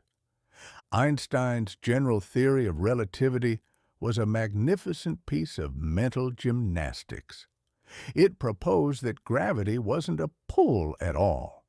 Instead, massive objects like the sun created a dent in the fabric of space-time, much like a bowling ball sitting on a trampoline. If you rolled a marble, a planet, or a beam of light past that bowling ball, it wouldn't move in a straight line. It would follow the curve of the dent. It was a brilliant theory. It was also, to the average person in 1919, complete and utter nonsense. It sounded like the sort of thing a man might come up with after a very long night in a Seattle milk station or a particularly deep dive into a vat of fermenting molasses. To prove it, Einstein needed someone to look at the stars. Specifically, he needed someone to look at stars while the sun was standing right in front of them. The British Quaker and the German genius. This is where the story takes a turn for the truly Twain-esque. To prove a German's theory in 1919, you needed a British scientist, a prospect that, only months earlier, would have been considered a form of high treason. The man for the job was Arthur Eddington, a Quaker, a pacifist, and one of the few people on the planet who actually understood what Einstein was talking about without getting a nosebleed. Eddington realized that if Einstein was right, a beam of starlight passing near the sun should be bent by the sun's gravity. The star would appear to be in a slightly different position than it actually was. The only problem, of course, is that the sun is quite bright. It's very difficult to see stars standing behind the sun because the sun is busy being a giant ball of nuclear fire that ruins your night vision for several millennia. The only solution was a total solar eclipse. For a few brief minutes, the moon would slide in front of the sun, turn off the lights, and allow scientists to photograph the stars nearby. You would then compare those photos to photos of the same stars taken at night when the sun was elsewhere. If the stars had shifted, Einstein was a genius. If they hadn't, he was just a guy with interesting hair and a very complicated hobby. The expedition to nowhere. In May 1919, Eddington and his team set off on a journey that makes a modern business trip look like a luxury cruise. One team went to Sobral, Brazil, and Eddington went to the island of Principe, off the coast of West Africa. They hauled hundreds of pounds of delicate glass telescope plates, chemicals, and equipment into the middle of the jungle, all to catch a glimpse of a shadow that would last less than 6 minutes. On the day of the eclipse, May 29th, the universe decided to test Eddington's Quaker patience. It rained. Then it clouded over. For a scientist who had traveled thousands of miles to see the sun, a cloud is essentially a personal insult from the Creator. Eddington sat in the mud, staring at the sky, presumably wondering if he should have stayed in England and taken up a more dependable profession, like professional umbrella testing. But at the last moment, the clouds thinned. The sky went dark. The birds stopped singing, presumably thinking the world was ending, and the temperature dropped. Eddington snapped his plates, praying that the shimmering light of the Hyades star cluster would make its mark through the haze. The result: Newton gets a pink slip.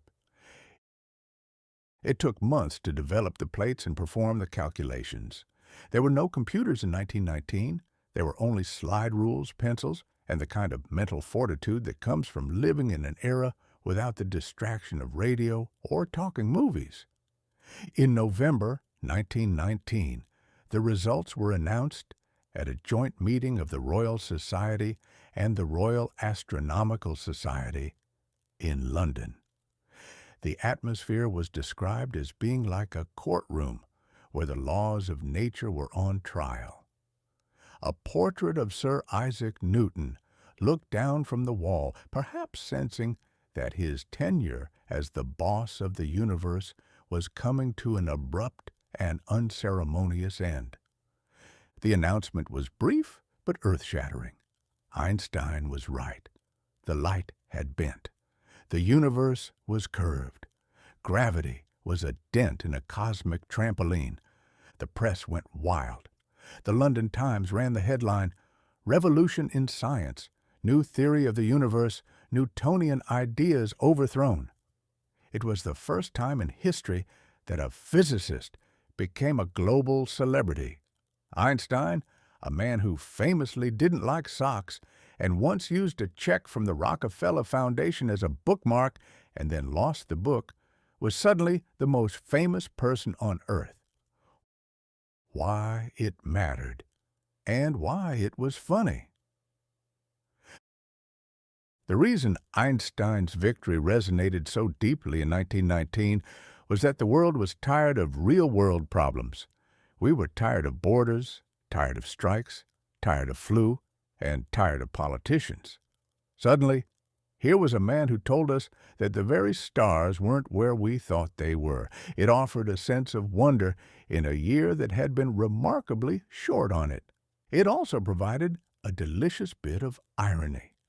While the leaders of the world were bickering at Versailles about who owned which coal mine, Einstein and Eddington had proved that the universe didn't care about borders. A British scientist had spent a fortune and risked his life to prove that a German scientist was right, just as their two nations were finishing a war of unprecedented hatred. It was a reminder that while humans are busy being petty, the cosmos is busy being magnificent. Einstein's fame was also a bit of a comedy. He was a man who spoke in riddles and math, yet he was treated like a movie star. People who couldn't balance their own checkbooks would stop him on the street to ask him to explain the fourth dimension. His usual response was to smile, look confused, and try to find a way to escape back to his violin. He became the wise fool of the 20th century, a man whose brain was so big he couldn't remember to comb his hair, yet he could see the curvature of time itself. Finally, we had a genius who didn't use his brain to invent a better way to blow people up. After 4 years of science being used to create deadlier gases and bigger shells, Einstein's science was pure. It didn't have a practical use in 1919. It didn't help you harvest corn or fix a car. It just told you that the world was weirder and more beautiful than you imagined. Of course, we eventually used his theories to help build GPS satellites and, unfortunately, some rather large bombs. But in 1919, Einstein was just the man who bent the light. He was the man who told us that space and time were a fabric, which made everyone feel a little more comfortable, as if the universe were just a very large, very complicated piece of laundry that finally had a set of instructions. As 1919 wound down, the higher part of our year was settled. The stars were bent, the universe was curved, and Newton was retired to the history books. But while Einstein was looking at the stars, other men were looking at the Atlantic Ocean and wondering if they could cross it without ending up as a permanent resident of the seabed. Gravity might bend light, but it still had a very firm grip on airplanes. And as we shall see in the next chapter, getting a giant seaplane across the ocean required a different kind of genius, one that involved less math and a lot more sandwiches. Chapter 11, The NC-4, The Slow Boat to Europe. By May of 1919, humanity had reached a collective consensus that walking was a primitive habit, and sailing was for people who had entirely too much time to spend looking at seagulls. We had conquered the land with the motor car and the sea with the steamship, but the great salty chasm of the Atlantic Ocean remained the ultimate "keep out" sign hung on the door of the planet. It was a 3,000-mile stretch of wet, unpredictable temper, and until 1919, the only way to get across it without being a fish was to sit in a floating hotel for a week and hope the iceberg department was having a slow month. But the United States Navy, fresh from a war where it had spent most of its time hunting submarines and trying to avoid getting its uniforms wet, decided that the future belonged to the air, or more accurately, to a peculiar hybrid of a barn and a rowboat that had somehow been persuaded to sprout wings. Enter the NC-4. The NC stood for Navy Curtis, but given its performance, it might as well have stood for Never Celeritis, or notably cumbersome.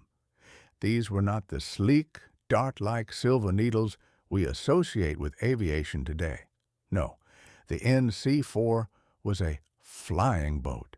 In the most literal and terrifying sense of the phrase, it looked as though someone had taken a very large wooden hull, attached a Victorian-era biplane to the roof, and then added 4 massive engines that roared with the collective fury of an angry beehive trapped in a boiler room. It was a giant, lumbering beast of spruce, wire, and cotton. To call it an airplane was an insult to birds.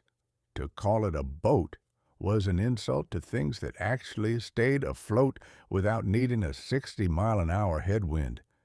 It was an aerodynamic contradiction that required a crew of 6 brave souls who were apparently comfortable with the idea of flying across the Atlantic in what was essentially a floating greenhouse. The breadcrumb strategy.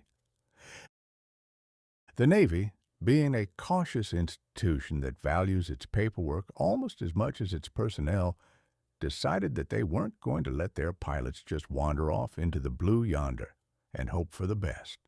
They wanted a sure thing. And in the Navy, a sure thing involves more logistics than a royal wedding. To ensure the NC-4 and its siblings, the NC-1 and NC-3, didn't get lost, the Navy created what can only be described as a destroyer bridge. They lined up 60 destroyers across the Atlantic, spaced about 50 miles apart. It was as if the Navy had decided to turn the ocean into a well-lit hallway. Each ship was instructed to fire flares, shine searchlights, and blow their whistles as the planes passed overhead. It was less of a daring expedition and more of a very expensive scavenger hunt, where the prize was not drowning. If you were a sailor on one of those destroyers, your job was essentially to be a highly glorified lighthouse. You spent days bobbing in the middle of the Atlantic, staring at the sky, waiting for a giant wooden swan to fly over and drop a handful of oil on your head. The departure, a struggle against gravity. On May 8, 1919, the three Nancys, as the crews called them, took off from Rockaway, New York. Well, took off is perhaps too generous a term. They taxied across the water with the grace of a hippopotamus on ice, splashing and groaning until they finally managed to bludgeon the air into submission and rise above the waves. The crew was led by Commander John Towers, a man with a vision, and the NC-4 was piloted by Lieutenant Commander Albert Reed, a man who presumably had a very high tolerance for noise and vibration. The cockpit was open air, meaning the crew was exposed to the biting Atlantic winds, the spray of the ocean, and the deafening roar of 4 Liberty engines that sounded like a tectonic plate shift happening 6 inches from your ears. They flew at a blistering speed of about 80 miles per hour. At that rate, the birds were frequently overtaking them, and it was said that a particularly motivated dolphin could keep pace if it had a decent tailwind. The Azores, a very long nap. The journey was not a direct flight. In 1919, trying to fly from New York to London in one go was considered a very efficient way to commit suicide. The plan was to hop New York to Newfoundland, Newfoundland to the Azores to Lisbon, and finally, Lisbon to Plymouth. The leg to the Azores was the real test. It was 1,200 miles of open water. The NC-1 and NC-3, unfortunately, discovered that the boat part of a flying boat is much harder to maintain in a storm than the flying part. Both planes were forced down by fog and heavy seas.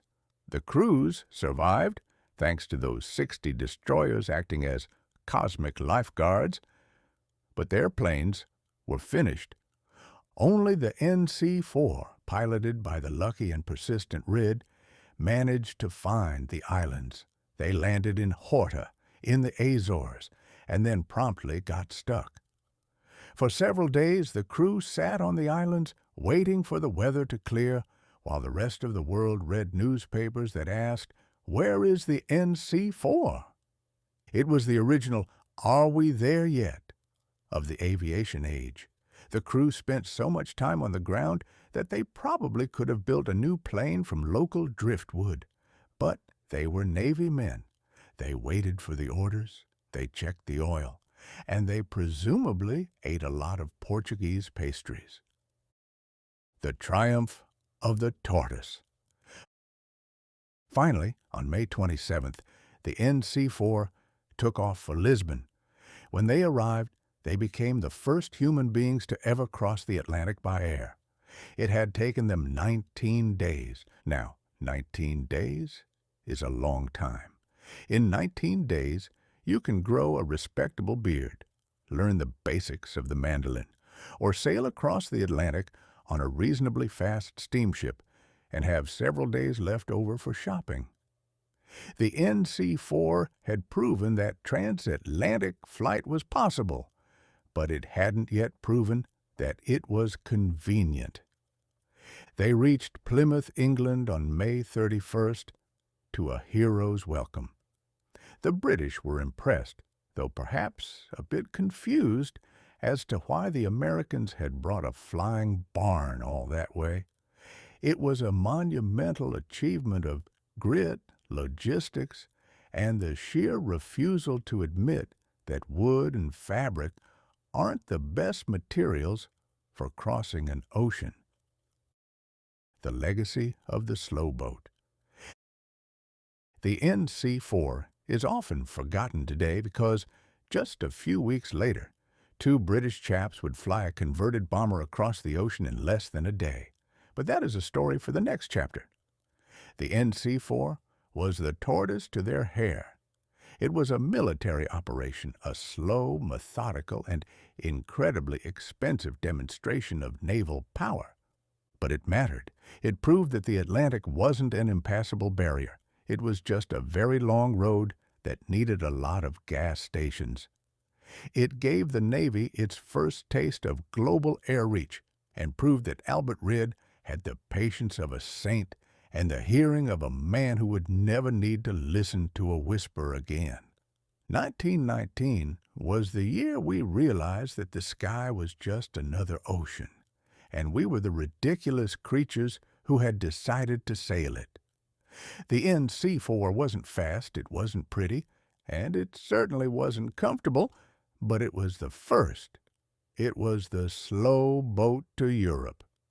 And it paved the way for a world where we can now cross the same distance in 6 hours while complaining that the in-flight movie selection is a bit dated. As the crew of the NC-4 enjoyed their first solid meal on English soil, they likely looked back toward the west and thought about the 3,000 miles of water they had just crawled over. They had beaten the ocean. They had beaten gravity. And most importantly, they had done it all without a single GPS, a single pressurized cabin, or a single decent cup of coffee. The slow boat had arrived, and the world would never look at the Atlantic as a keep-out sign ever again. Chapter 12, Alcock and Brown, The Fast Way. If the Navy's NC-4 expedition was a dignified multi-week funeral procession across the Atlantic, complete with a 60-ship escort and enough bureaucracy to choke a blue whale, then John Alcock and Arthur Whitten Brown were a pair of getaway drivers fleeing a crime scene in a stolen car. By June of 1919, the world had learned that you could fly across the Atlantic, provided you had the patience of a glacier and the backing of the entire United States Department of Defense. But the British, never ones to let a colonial cousin have the last word on a matter of salt water, were interested in doing it the fast way. And by fast way, they meant climbing into a canvas-covered crate of sticks and wire, aiming it toward the sunrise, and praying that the Atlantic was feeling merciful. The motivation for this particular brand of lunacy was a 10,000-pound prize offered by the Daily Mail. Lord Northcliffe, the paper's owner, had put up the money back in 1913. But the Great War had rudely interrupted the festivities. Once the armistice was signed, every pilot with a spare engine and a death wish began eyeing the Newfoundland coastline. The two men who eventually claimed the purse were a study in the sort of high-functioning madness that seems to thrive in the British Isles. Captain John Alcock was a pilot who looked at an airplane not as a machine, but as a personal challenge to the laws of physics.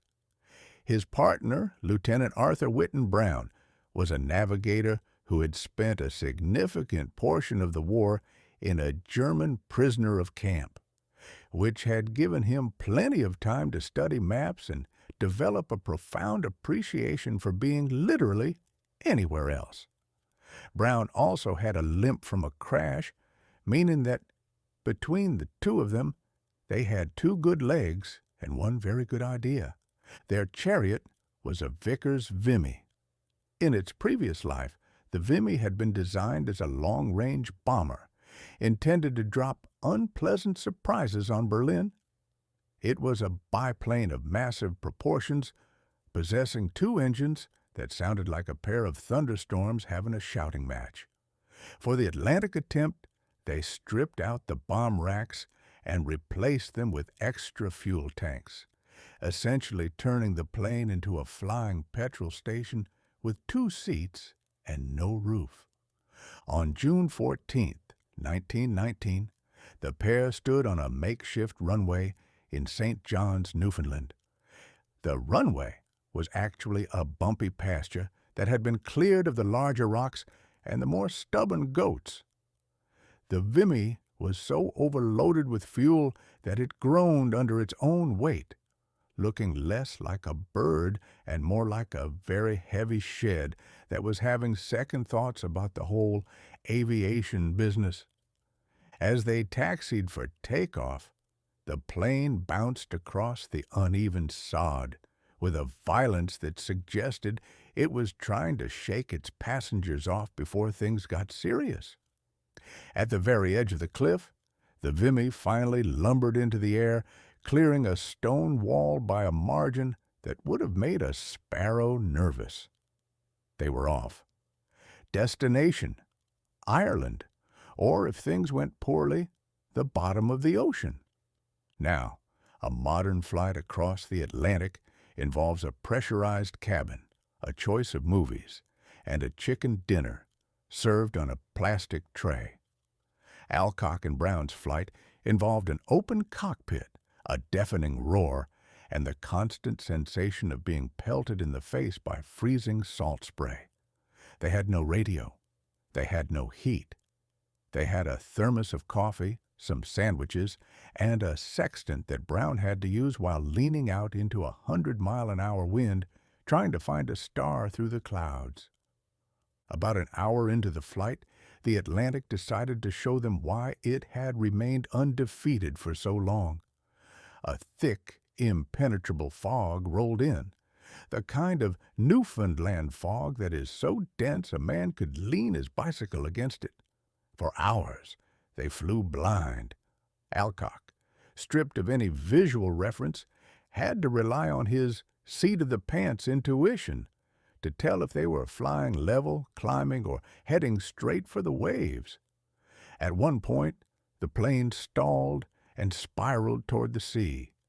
They dropped through the mist, the gray water rushing up to meet them, and pulled out only 60 feet above the Whitecaps, so close that Alcock claimed he could taste the salt on his lips. Then came the ice. The temperature plummeted, and the mist turned into a freezing sleet that began to clog the engine intakes and weigh down the wings. This is the part of the story that usually causes modern pilots to reconsider their career choices. One of the engines began to sputter and cough, its air intake choked with ice. Without hesitation, Brown, the man with the limp and the navigating tools, unbuckled his safety belt, climbed out of the cockpit, and crawled along the vibrating, slippery wing into the freezing gale. He used a penknife to hack the ice away from the engine while the Atlantic roared beneath him. He did this not once, but several times. It was a display of casual bravery that makes one wonder what exactly they were putting in the tea in 1919.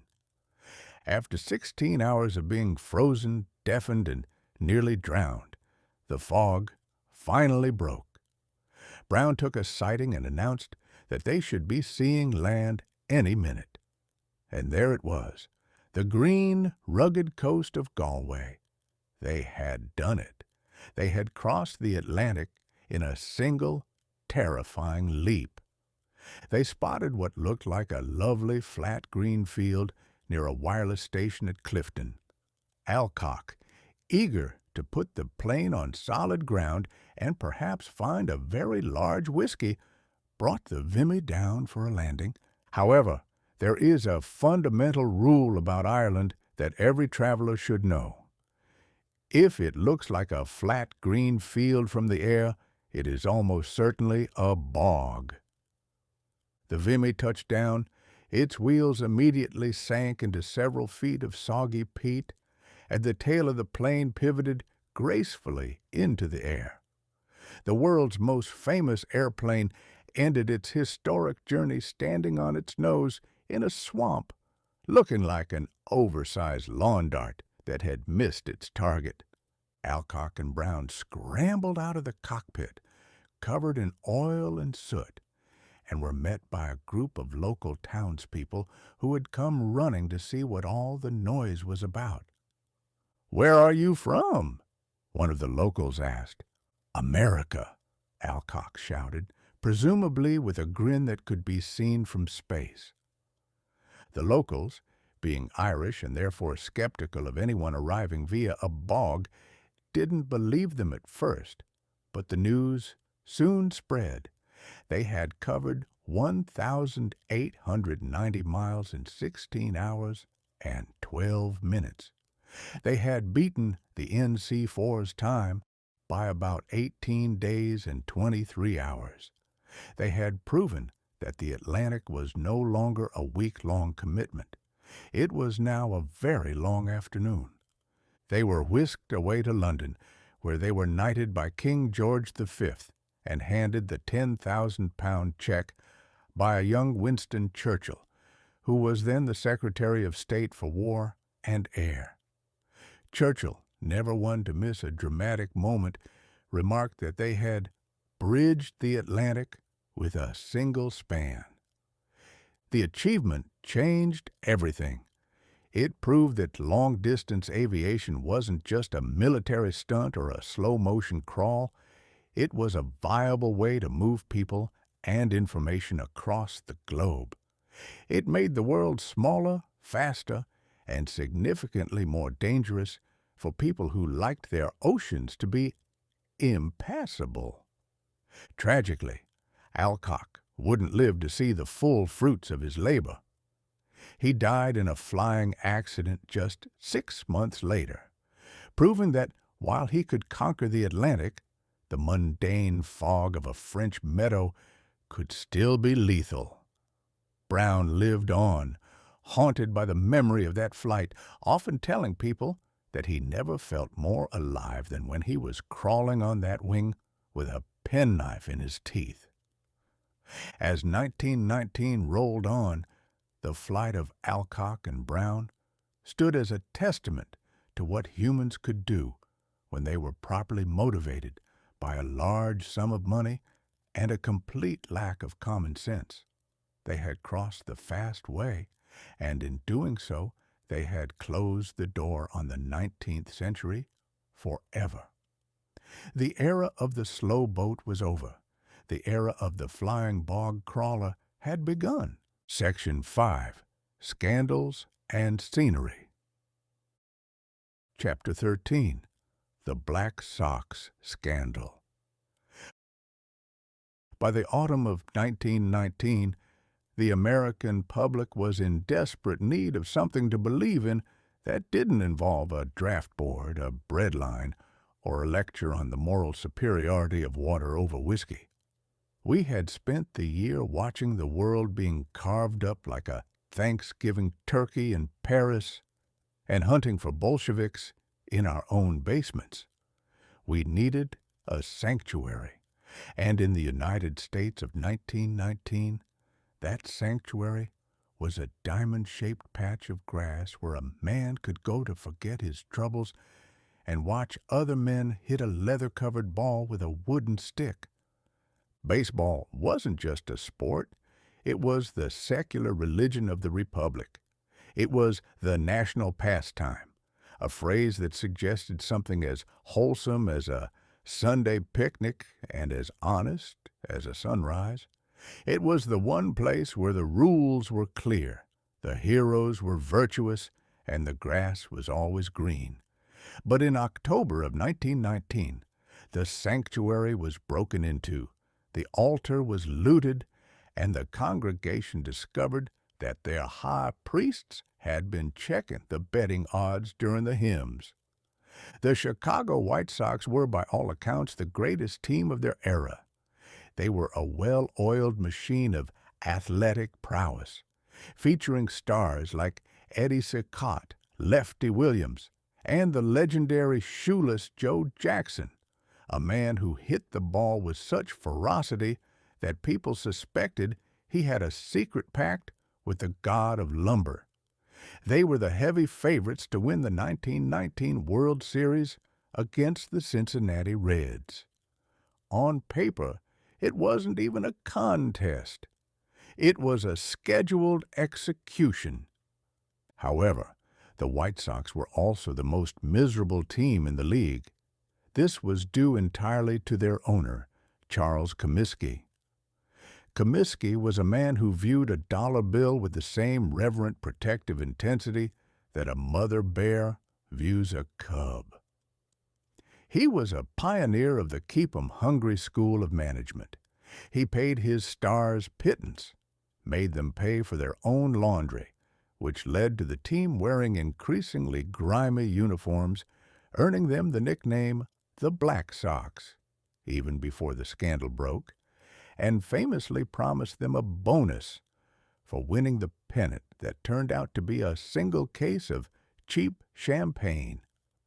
Now, it is a fundamental law of human nature, a law that even Einstein might have missed, that if you take a group of highly skilled, underpaid, and deeply resentful men and put them in a room with a group of wealthy, unscrupulous gamblers, the conversation is not going to be about the weather.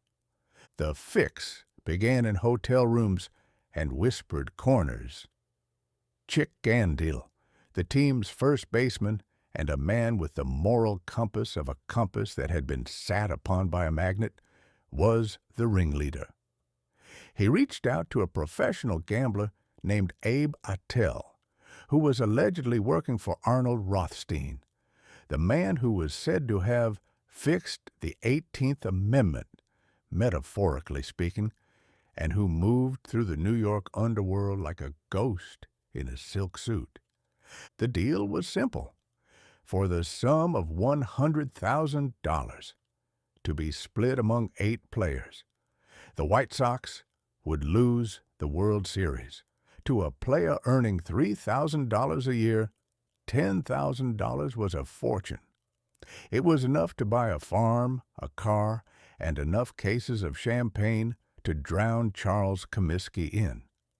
The series began on October 1st, and the great fix was immediately put into motion. Eddie Cicotte, the team's ace pitcher, had agreed that the signal for the fix being on would be hitting the very first Cincinnati batter he faced. On the second pitch of the game, Cicotte delivered a fastball directly into the ribs of Maury Rath. To the casual observer, it was just a nervous opening day slip. To the gamblers in the stands, it was the sound of a cash register opening. What followed was a masterpiece of subtle incompetence. The White Sox didn't play like a team that had forgotten how to play baseball. They played like a team that was trying to lose without looking like they were trying to lose. They made errors that looked like bad luck. They threw to the wrong bases. They accidentally missed signs. Cicotte and Williams, the 2 primary pitchers, were particularly creative in their failure, delivering pitches that were just hittable enough to be productive for the Reds. Even shoeless Joe Jackson, who claimed until his dying day that he played to win, was caught in the web. He hit .375 for the series and didn't commit a single error, but he also accepted $5,000 of the bribe money, a sum he reportedly hid in his wife's stocking. It was the ultimate tragedy of the scandal. The man who was too pure for shoes wasn't quite pure enough for a $5,000 bribe.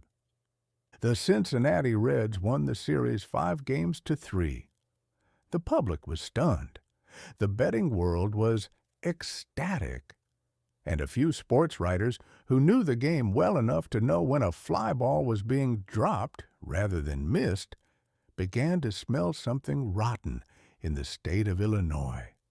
The rumor mill began to churn. By the following year, the secret was out. A grand jury was called, and the 8 men out were eventually indicted. It was during this time that the most famous and perhaps most apocryphal moment in baseball history occurred. As Joe Jackson left the courthouse, a small boy supposedly grabbed his arm and begged, "Say it ain't so, Joe. Say it ain't so." Jackson, according to the legend, looked down and replied, "I'm afraid it is, kid." Whether it actually happened doesn't matter. The phrase became the epitaph for the age of innocence. It was the moment Americans realized that even their games could be bought, that even their heroes could be bribed, and that the national pastime was just another business, and a dirty one at that. The fallout was swift and brutal. The owners, terrified that the scandal would destroy the league's profitability, hired a man named Kennesaw Mountain Landis to be the first commissioner of baseball. Landis was a federal judge who looked like he had been carved out of a piece of flint and who possessed a temperament that made Woodrow Wilson look like a party animal. He was given absolute power to clean up the game. Landis didn't believe in nuance, and he certainly didn't believe in Shoeless Joe's .375 batting average. Despite the fact that a jury eventually acquitted the players of criminal charges, mostly because the signed confessions mysteriously vanished from the prosecutor's office, Landis banned all 8 players for life.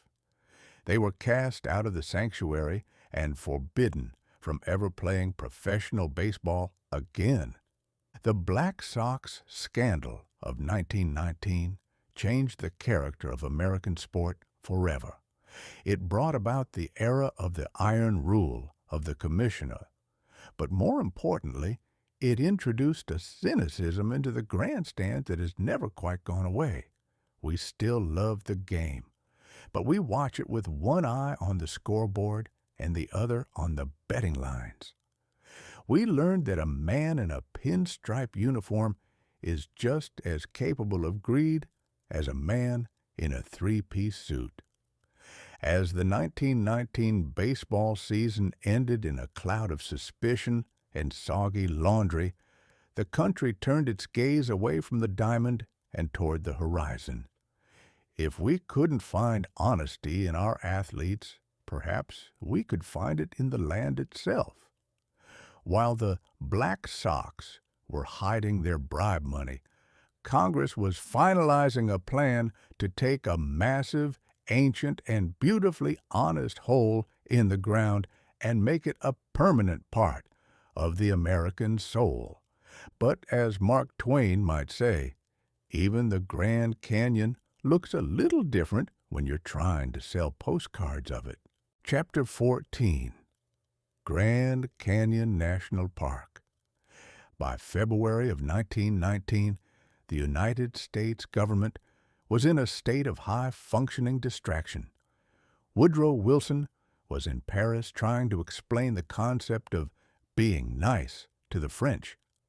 The Attorney General was checking under his bed for Bolsheviks, and the American public was busy realizing that their favorite baseball players were about as honest as a 3-card Monte dealer on a steamboat. It was a time of great noise and very little clarity. So, in a rare moment of geological common sense, Congress decided to turn its attention to a piece of real estate that didn't talk back, didn't go on strike, and hadn't been fixed by a gambler. A very large, very old, and very magnificent hole in the ground in Arizona. On February 26, 1919, the Grand Canyon was officially designated a national park. Now, to the casual observer, the sort of person who views a sunset merely as a sign that it's time to find a lamp, the act of making a park out of the Grand Canyon might seem a bit redundant. It's like passing a law to make the Pacific Ocean officially wet, or declaring that the sun is henceforth authorized to be bright. The canyon had been doing a perfectly adequate job of being grand for approximately 6 million years without any help from a subcommittee in Washington. It had survived the erosion of the Colorado River, the shifting of tectonic plates, and the occasional disgruntled mountain goat, all without a single federal ranger or a gift shop selling rubber tomahawks. But in the human mind, nothing is truly real until a man in a frock coat signs a piece of parchment and a map maker colors it green. To understand the 1919 designation, one must first appreciate the peculiar history of the American West, which was essentially a decades-long contest to see who could find the most creative way to sell a view. For years, the Grand Canyon had been the playground of miners, dreamers, and entrepreneurs who possessed a flair for the dramatic that would have made a circus barker blush. These men looked at the greatest geological wonder on the planet and didn't see the sublime architecture of God. They saw a very inconvenient obstacle to a copper mine. The most colorful of these characters was a gentleman named Ralph Cameron. Ralph was a man who believed that the concept of public land was a suggestion rather than a rule. He had arrived at the canyon in the late 19th century and proceeded to pepper the Bright Angel Trail with mining claims. He wasn't particularly interested in the ore, which was mostly a stubborn grade of disappointment, but he was very interested in the tourists. Ralph Cameron hit upon a brilliant, if ethically flexible, business model. He charged people a toll to walk down his trail to see his canyon. He even built a hotel on the rim and, for a time, managed to exert a kind of feudal lordship over the abyss. When the government tried to tell him that the canyon belonged to the people, Ralph responded with the righteous indignation of a man who had discovered a loophole in the Ten Commandments.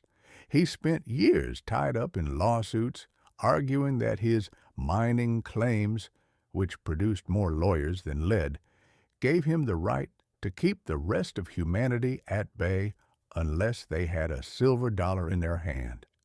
Then came Theodore Roosevelt. Teddy, as we have discussed, was a man who viewed the American wilderness as his personal cathedral, and any man with a mining drill as a sacrilegious vandal. In 1903, he stood on the rim of the canyon and delivered a speech that was remarkably short for a man who loved the sound of his own voice. He told the crowd, "Leave it as it is. You cannot improve on it. The ages have been at work on it, and man can only mar it." Roosevelt used his executive power to name it a national monument in 1908, but it took another decade for the national park title to stick. Why? Because in America, it's not enough to admire a thing. You have to figure out how to legislate it. By 1919, the mining interests had finally been outmaneuvered by the scenery interests. The Santa Fe Railroad had realized that there was more money in hauling gawking tourists to the rim than there was in hauling mediocre copper out of the bottom. The great American hole was officially open for business, provided that business was staring at dirt. The 1919 bill was signed by Woodrow Wilson, a man who likely wouldn't have known a pack mule from a parlor chair, but who understood the value of a dignified distraction. By creating the park, the government was essentially putting a velvet rope around the soul of the West. They were saying, this spot is too big for any one man to own, too deep for any one company to mine, and too beautiful for Ralph Cameron to charge a nickel for. Of course, the designation brought its own brand of whimsical absurdity. Suddenly, the canyon needed management. You had to decide where people could stand, where they could sleep, and most importantly, how to prevent them from accidentally walking off the edge while trying to adjust their spectacles. The era of the Grand Canyon Mule began in earnest. There is something fundamentally humorous about the fact that to truly experience one of the most sophisticated geological formations in the universe, one must entrust their life to the forelegs and questionable temperament of a creature that is half donkey, half grudge. In 1919, the tourist experience was a bit more rugged than the modern version. You didn't arrive in an air-conditioned bus with a charging port for your telephone. You arrived in a dusty rail car, stayed at the El Tovar Hotel, which looked like a Swiss chalet that had gotten lost and decided to settle in the desert, and spent your days wondering if the painted desert was actually painted or if you were just suffering from a touch of heat stroke. But the real irony of the Grand Canyon National Park was that it represented a shift in the American character. We were moving from a nation that wanted to conquer the land to a nation that wanted to curate it. We were beginning to realize that once you've cut down all the trees and mined all the mountains, you're left with a very productive wasteland. By saving the canyon, we were saving a piece of our own mystery. We were acknowledging that a whole could be a holy place. Mark Twain would have found the whole thing delicious. He would have noted that man is the only animal who will travel 3,000 miles to look at a place where nothing is happening, only to spend the entire time complaining about the price of a sandwich and the quality of the view. He would have observed that the Colorado River spent millions of years carving a masterpiece, only for a tourist from New Jersey to arrive and say, "It's a bit dusty, isn't it?" As the year 1919 wore on, the Grand Canyon stood as a silent, multicolored rebuke to the noise of the world.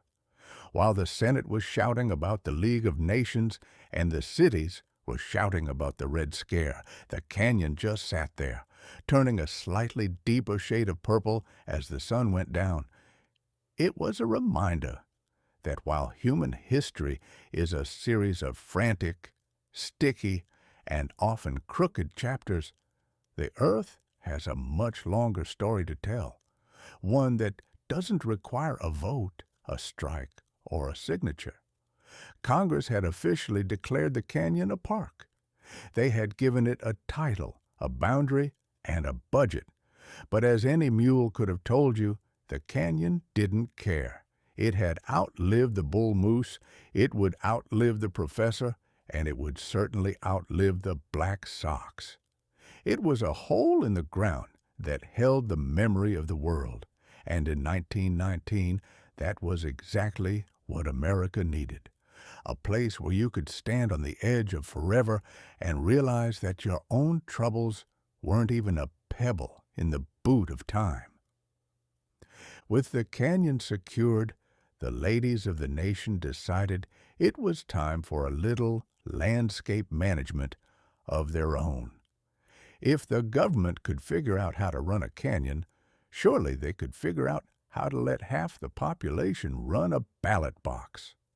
The final push for the 19th Amendment was beginning, And the men of 1919 were about to find out that a determined woman is a force of nature that makes a molasses flood look like a light drizzle.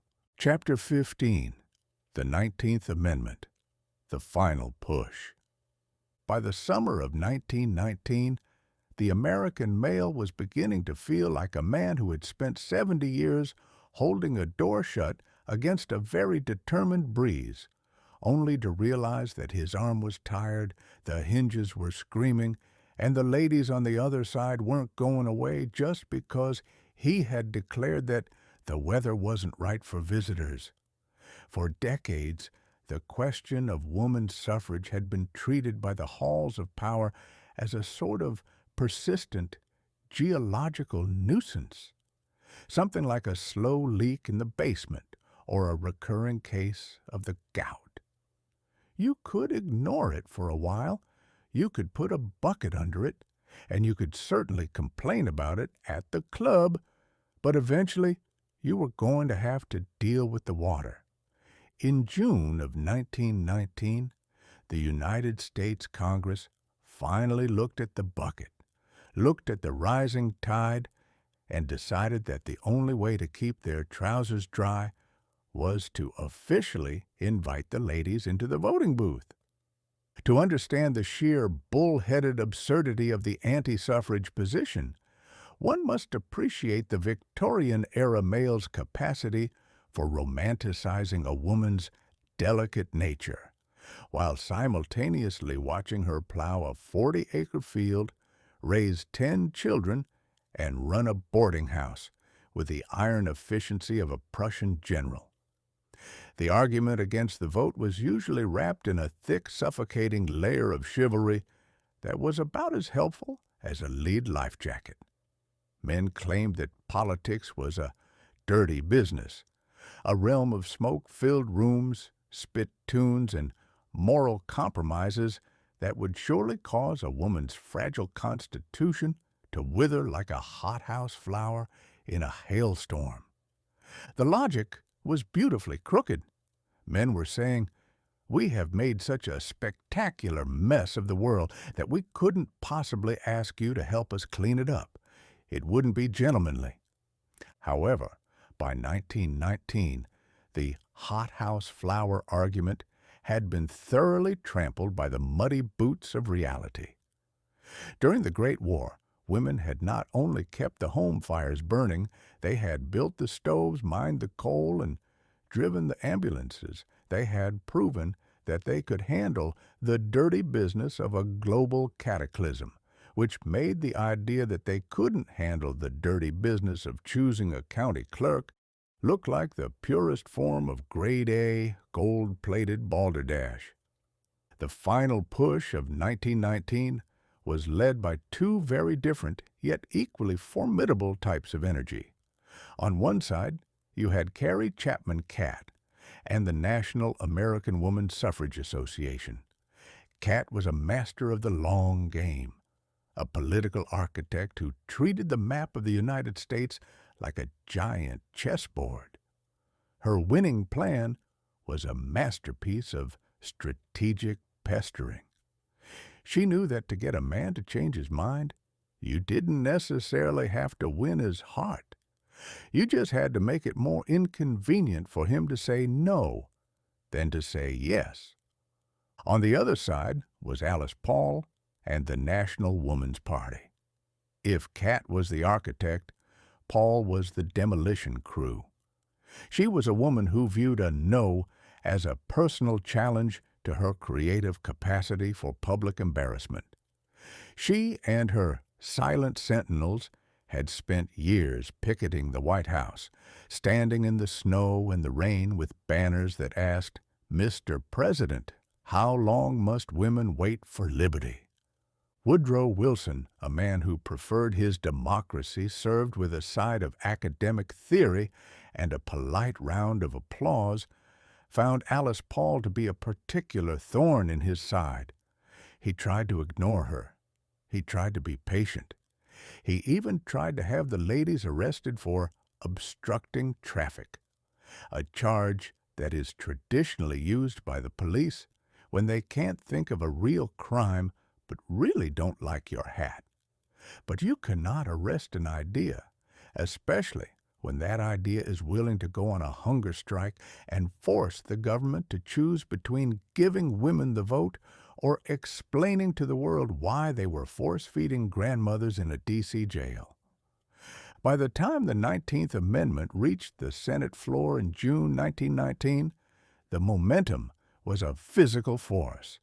The House had already passed it, and the Senate, a body known for moving with the speed of a heavily sedated snail, finally felt the heat. On June 4th, the Susan B. Anthony Amendment passed with 2 votes to spare. The scene in the Senate gallery was one of controlled, joyful explosion. The women who had spent their entire lives being told to wait for a better time realized that the better time had finally arrived, though it was about 72 years late and had been delivered by a group of men who looked like they were signing their own death warrants. But here is where the story takes a characteristically American turn into the realm of the state-by-state scramble. Passing Congress was just the preamble. To become the law of the land, the amendment had to be ratified by 36 states. It was a race against the calendar, and the antis weren't going down without a fight. The opposition to suffrage wasn't just made up of men who were afraid of their wives. It was also made up of women who were afraid of themselves. These were the antis, ladies who organized committees to argue that they were perfectly happy being politically invisible. They claimed that the vote would unsex them, destroy the American family, and presumably lead to a world where men were forced to knit their own socks, and babies were raised by the government in giant communal nurseries. Their logic was that by giving women a voice, you were somehow taking away their influence, which is a bit like saying that by giving a man a paycheck, you're taking away his opportunity to beg. The summer and fall of 1919 became a whirlwind of ratification tours. Suffragists crisscrossed the country in suffrage specials, trains decked out in purple, white, and gold. They invaded state capitals, cornered governors in their offices, and made life generally miserable for any legislator who was hoping for a quiet summer of fishing. One by one, the states began to fall.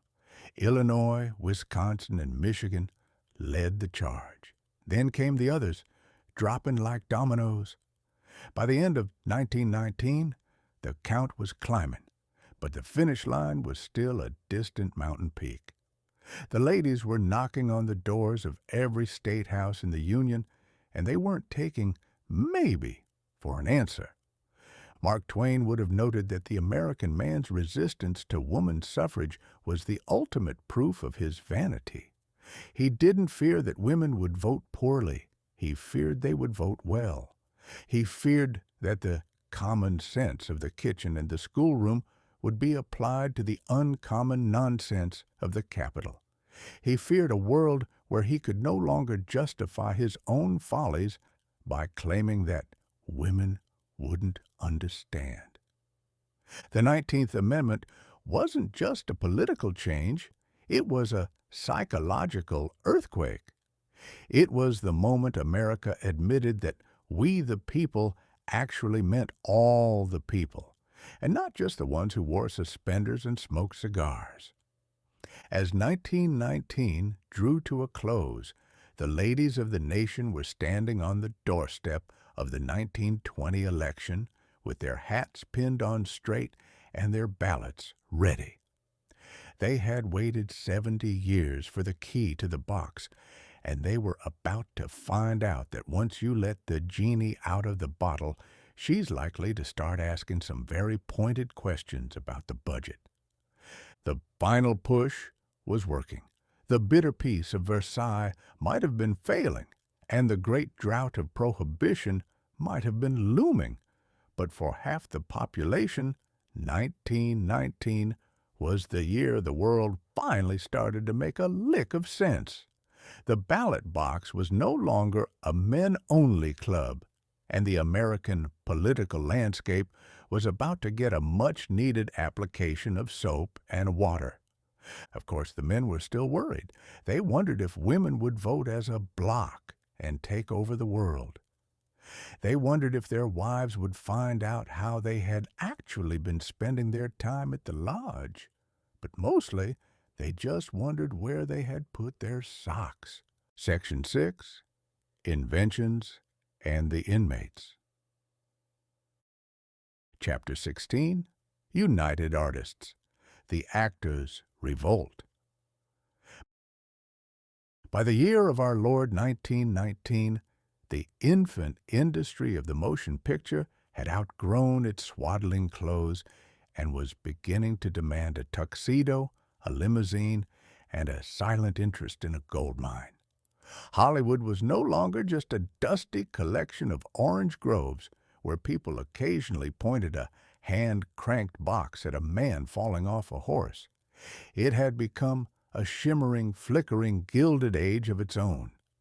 It was a place where dreams were manufactured by the mile and sold by the nickel, and the men who ran the factories, the moguls, were beginning to realize that they had accidentally invented the most lucrative form of magic in human history. However, there was a fly in the cinematic ointment. In the eyes of the studio heads, an actor was merely a particularly expressive piece of scenery, a human prop that was supposed to show up, look handsome or pathetic on cue, and then vanish into the shadows until the next reel was ready. The moguls, men who viewed a balance sheet with the same religious fervor that a saint views a relic, decided that the best way to ensure the continued health of their bank accounts was to merge. They formed the first national exhibitors circuit, a move designed to squeeze the life out of independent production and, more importantly, to keep the talent from getting any ideas about their own worth. It was a classic case of the wardens trying to double-lock the gates of the asylum, but they had forgotten one fundamental rule of human nature. If you give a man a megaphone and the adoration of millions, he is eventually going to stop asking for permission to speak. In February 1919, 4 of the most recognizable faces on the planet decided that they were tired of being the hired help. They were Charlie Chaplin, Mary Pickford, Douglas Fairbanks, and D.W. Griffith. Individually, they were superstars. Together, they possessed enough cultural gravity to pull the moon out of orbit. First, let us consider Charlie Chaplin. In 1919, Chaplin was the most famous man alive, a title he held despite the fact that most people had never heard him speak a single word. He was the Little Tramp, a genius in oversized trousers who had turned the pratfall into a high art form. But behind the mustache and the cane lived a man with a mind as sharp as a straight razor and a profound distaste for being told what to do by men who couldn't tell a gag from a goiter. Then there was Mary Pickford, known to the world as America's sweetheart. With her golden curls and her wide, innocent eyes, she was the personification of Victorian virtue. But the moguls made the mistake of assuming that because she looked like a doll, she had the brains of one. In reality, Mary Pickford was the most astute business mind in Hollywood. She could negotiate a contract that would leave a Wall Street shark shivering in a cold sweat, and she knew to the penny exactly how much money her curls were worth to the ticket-buying public. Next was Douglas Fairbanks, the man who couldn't walk across a room if there was a chandelier he could swing from instead. He was the great swashbuckler, a man of such relentless tan and boundless energy that he made the rest of the human race look like they were made of damp cardboard. He was the hero of the age, and he had decided that he was finished with playing the hero for someone else's profit. Finally, there was D.W. Griffith, the man who had essentially invented the language of film. He was the director, a man who viewed every movie as a 3-day epic involving a cast of thousands and a budget that could have funded a small navy. He was a visionary, which is often a polite way of saying he was a man who was very good at spending other people's money. On February 5th, 1919, these four titans met at the Ambassador Hotel in Los Angeles. They weren't there for a cocktail. They were there to commit an act of industrial sabotage. They signed a document creating United Artists, a distribution company owned by the actors themselves. It was a declaration of independence that sent a shudder through the boardrooms of New York and the back lots of California. When Richard Rowland, the head of Metro Pictures, heard the news, he uttered the phrase that would go down in history as the ultimate epitaph for the old studio system. The inmates are taking over the asylum. It was a brilliant line, dripping with the sort of condescension that only a man who is about to lose a lot of money can muster. Rowland and his fellow wardens truly believed that actors were incapable of running a business. They thought that without a man in a vest to tell them where to stand and how much to spend, these inmates would wander off into the desert and vanish. They expected chaos, bankruptcy, and a swift return to the status quo. But they had underestimated the inmates. United Artists wasn't just a vanity project. It was a revolution. For the first time, the people who actually made the movies owned the means of distribution, and they didn't have to beg a studio for a budget. They didn't have to chop their art into pieces to satisfy a distributor's whim. If Chaplin wanted to spend 2 years perfecting a single scene where he ate a leather shoe, he could do it. If Pickford wanted to play a role that didn't involve ringlets, she could do it. They were free. And much to the chagrin of the sane people in the industry, they were successful. United Artists began churning out hits that proved the public didn't care who owned the studio. They cared who was on the screen. They proved that the inmates were actually much better at identifying what the public wanted than the wardens were. The company became a haven for independent spirits, a place where the artist was king and the accountant was merely the man who kept the inkwells full.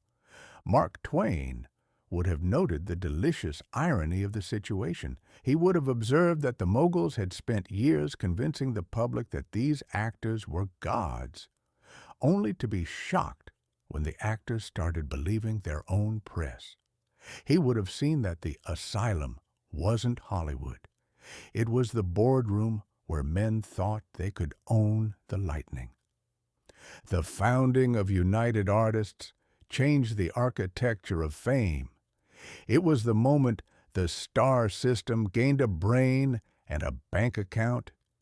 It paved the way for every independent filmmaker, every actor-producer, and every creative soul who has ever looked at a corporate contract and said, "I think I'll do it myself." As 1919 rolled on, the four founders of United Artists were no longer just faces on a screen. They were moguls in their own right. They had broken the locks, scaled the walls, and set up their own shop across the street. The industry was scandalized, the businessmen were terrified, and the public was delighted. But while the actors were taking over the asylum, other inventors were busy in their workshops, trying to solve problems that were slightly less dramatic but much more practical. Because while it's all well and good to have a movie studio, a man still has to eat breakfast. And in 1919, a man named Charles Strait was about to solve the greatest tragedy of the American morning, the burnt piece of bread. The inmates had their studio, the ladies had their ballot boxes, and the world was about to get its first decent piece of toast. 1919 was, if nothing else, a year for people who were tired of waiting for someone else to do the job properly. Chapter 17. The Pop-Up Toaster. In the grand, soot-streaked theater of 1919, humanity had spent a considerable amount of its intellectual capital attempting to figure out how to stop blowing things up. We had a League of Nations to stop the blowing up of countries, a Red Scare to stop the blowing up of governments, and a molasses tank in Boston that had quite spectacularly blown up anyway.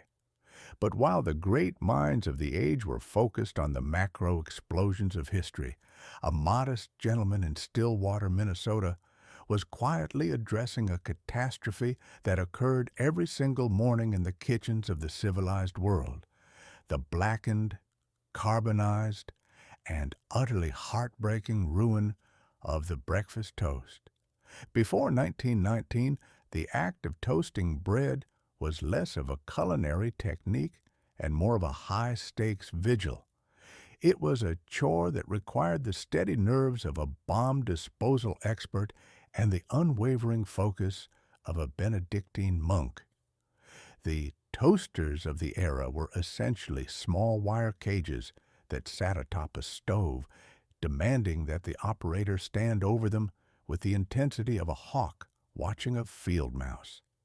If you turned your head for a solitary second to check the morning paper for news of the bull moose or to ponder the curvature of space-time, the bread would seize the opportunity to commit ritual suicide.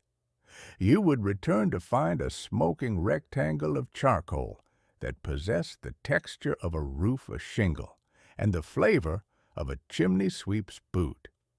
It was into this world of smoky kitchens and charred disappointment that Charles Strait stepped, armed with a spring, a timer, and a profound distaste for the flavor of ash.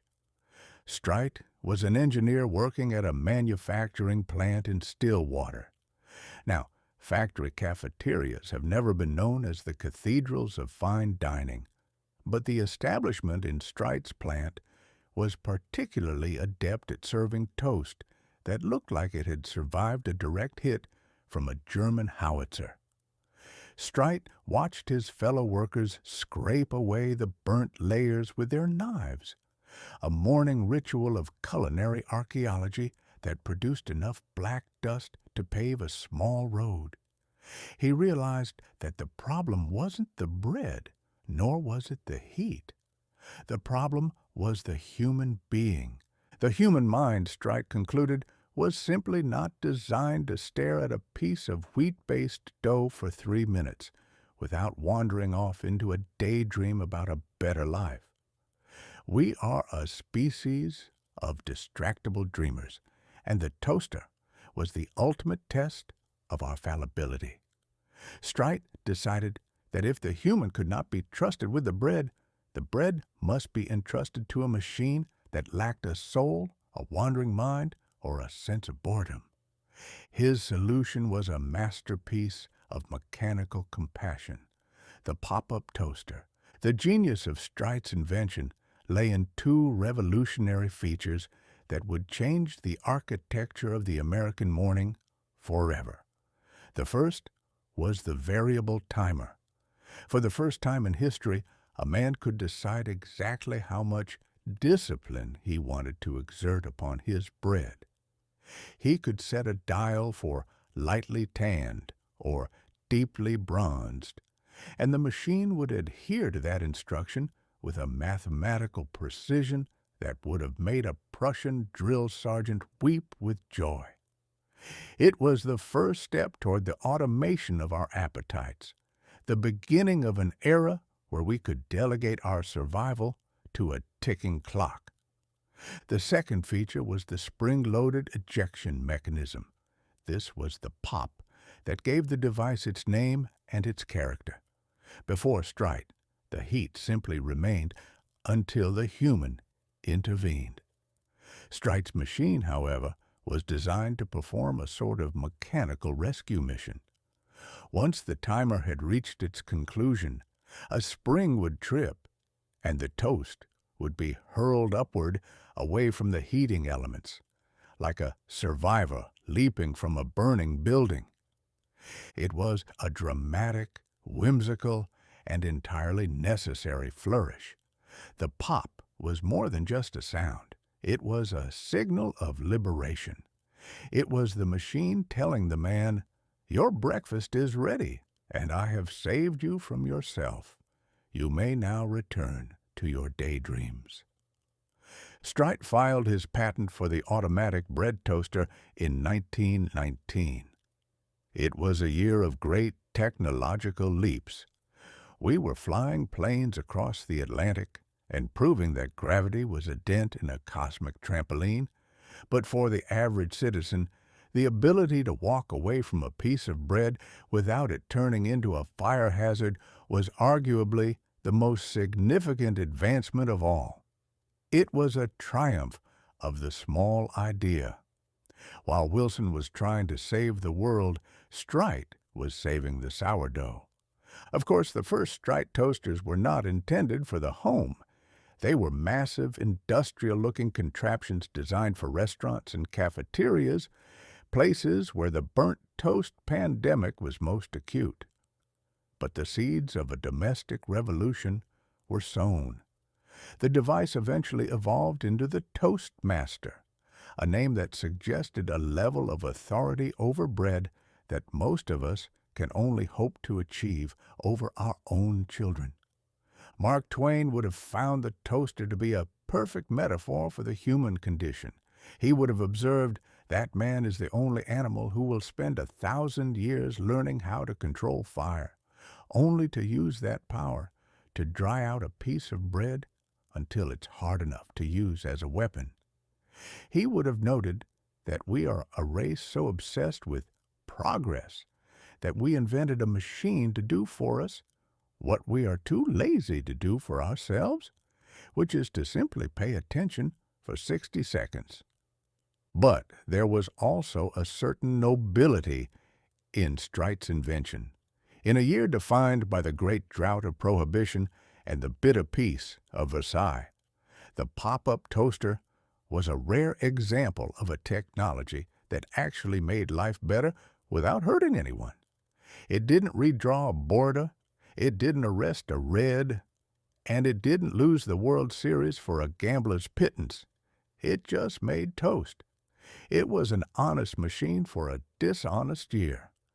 As the 1919 morning sun rose over Stillwater, Minnesota, the sound of a ticking timer and a sudden joyful pop signaled a new era. We were becoming a push-button society. We were starting to believe that every problem, no matter how small or how burnt, could be solved by a clever man with a spring and a patent. The toaster was the ultimate 1919 invention. It was smart, it was efficient, and it was a little bit funny.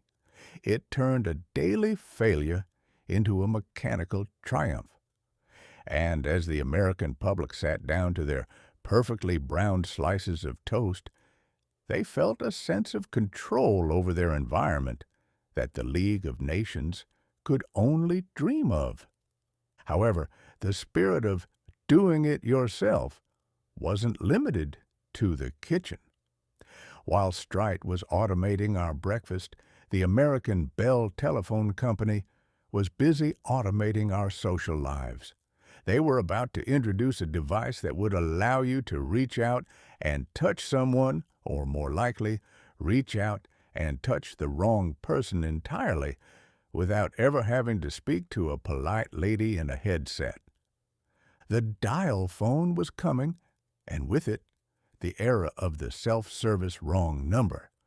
But as long as we had our perfectly toasted bread to chew on while we waited for the connection, we figured we could handle whatever the 20th century threw at us next. Chapter 18, The First Dial Telephone. By the waning months of 1919, the American citizen was becoming quite accustomed to the idea that the world was being stripped of its human padding and replaced with a series of cold, efficient, and deeply confusing metal gears.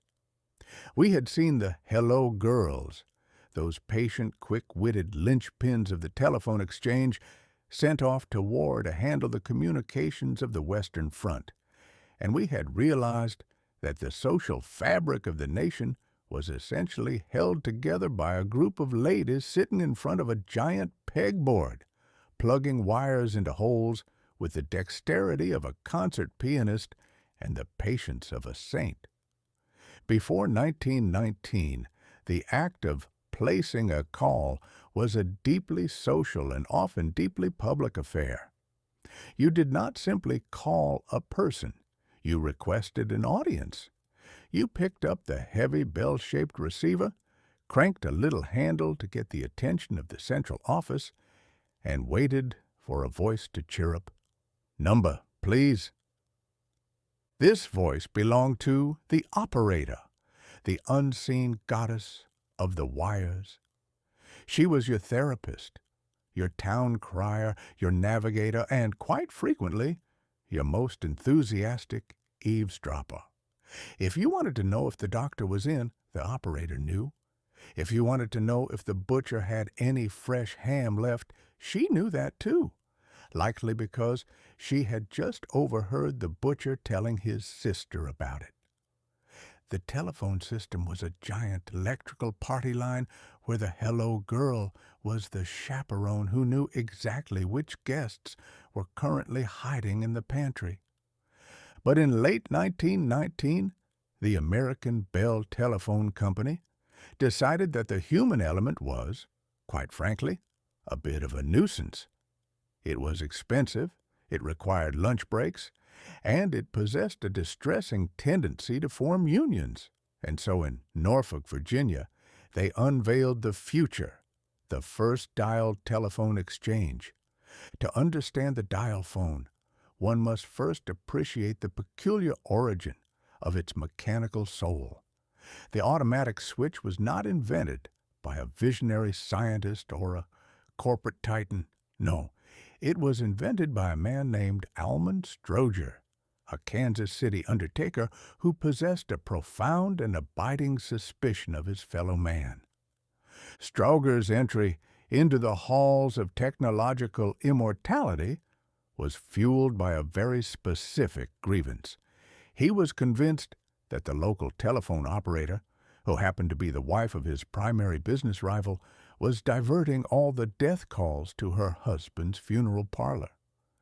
Whenever a grieving widow picked up the phone and asked for the undertaker, the operator would conveniently plug the wire into her husband's shop, leaving Stroger to sit in his empty parlor and contemplate the unfairness of the universe.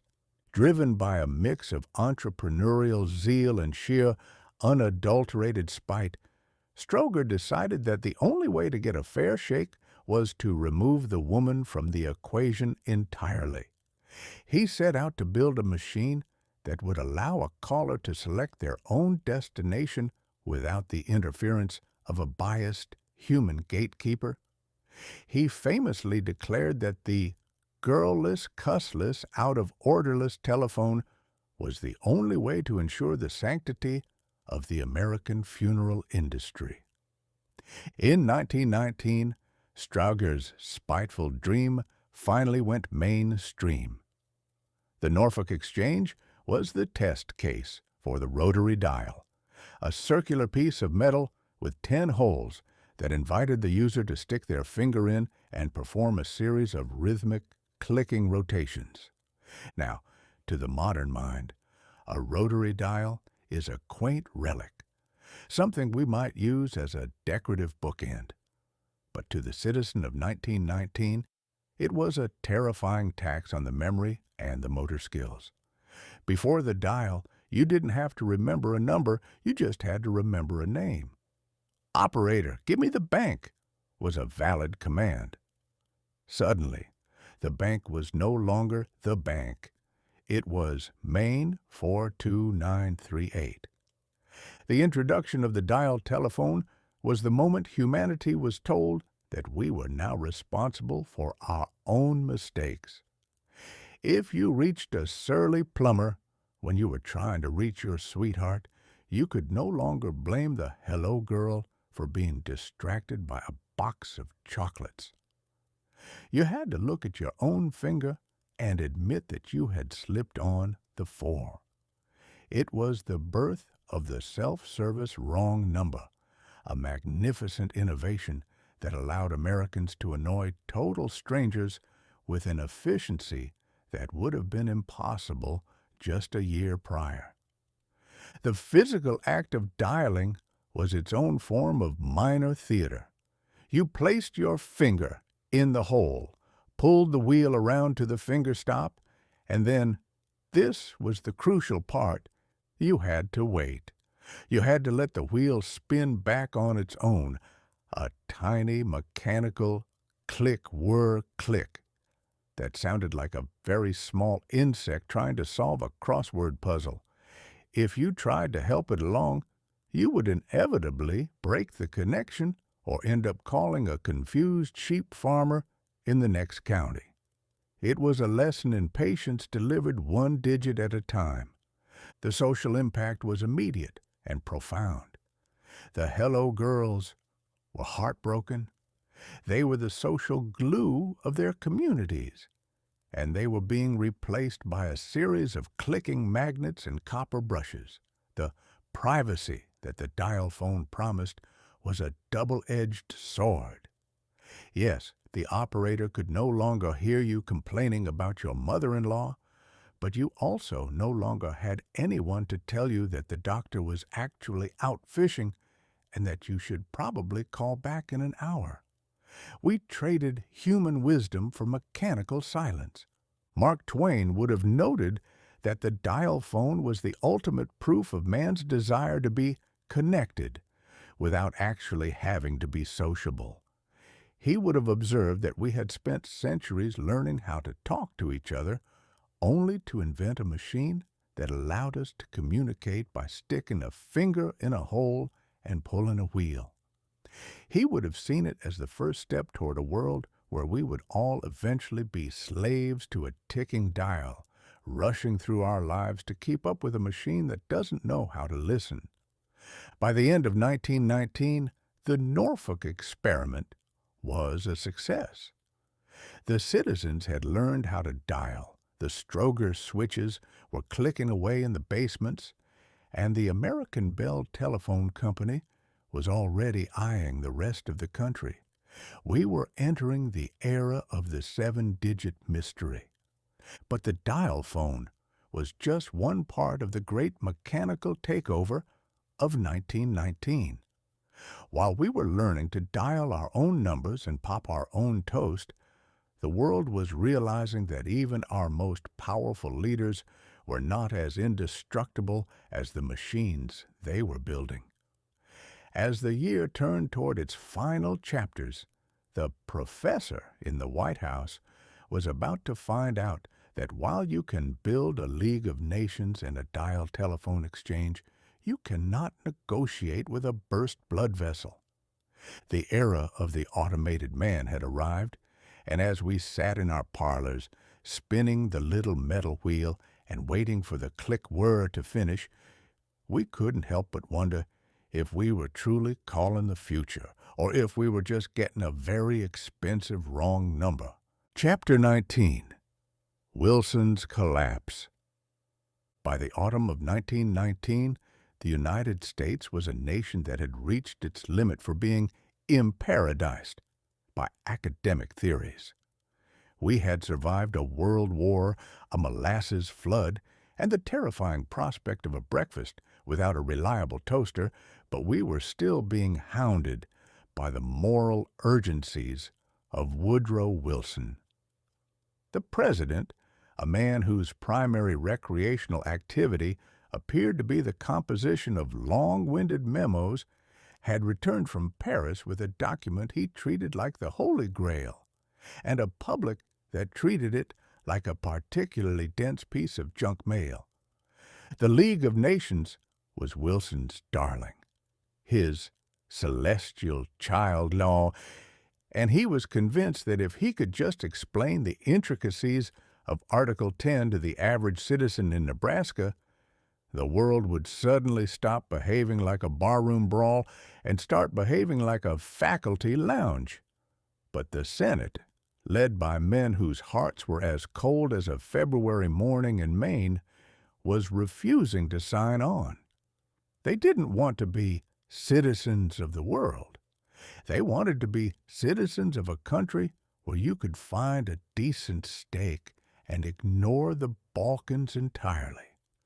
Realizing that the politicians in Washington were a lost cause, the professor decided to do something that, for a man of his fragile constitution, was the equivalent of trying to run a marathon in a suit of armor. He embarked on a whistle-stop tour of the American West. It was a journey of nearly 8,000 miles in 22 days. Now, train travel in 1919 was not the smooth, silent glide of a modern locomotive. It was a rhythmic, bone-shaking ordeal of soot, heat, and the constant smell of burning coal. Wilson's train, the Mayflower, became a rolling prison of oratory. He gave speeches in morning, afternoon, and evening. He spoke in halls that were too hot, to crowds that were too loud, and to a public that was beginning to wonder if the New World Order came with a mute button. Wilson was not a man built for the rigors of the campaign trail. He was a creature of the library and the lecture hall, a man whose idea of vigorous exercise was probably sharpening a pencil with a particularly dull knife. As the train rattled through the Midwest and into the Rockies, the president's headaches began to move in and take up permanent residence. He was suffering from exhaustion, a crumbling nervous system, and the sheer crushing weight of trying to be the moral conscience of a planet that really just wanted to talk about baseball and the new dial telephone. The collapse finally occurred in Pueblo, Colorado, in late September. Wilson had just finished a speech, another plea for the League, another warning that without it, the world would once again find itself in the trenches when his body simply went on strike.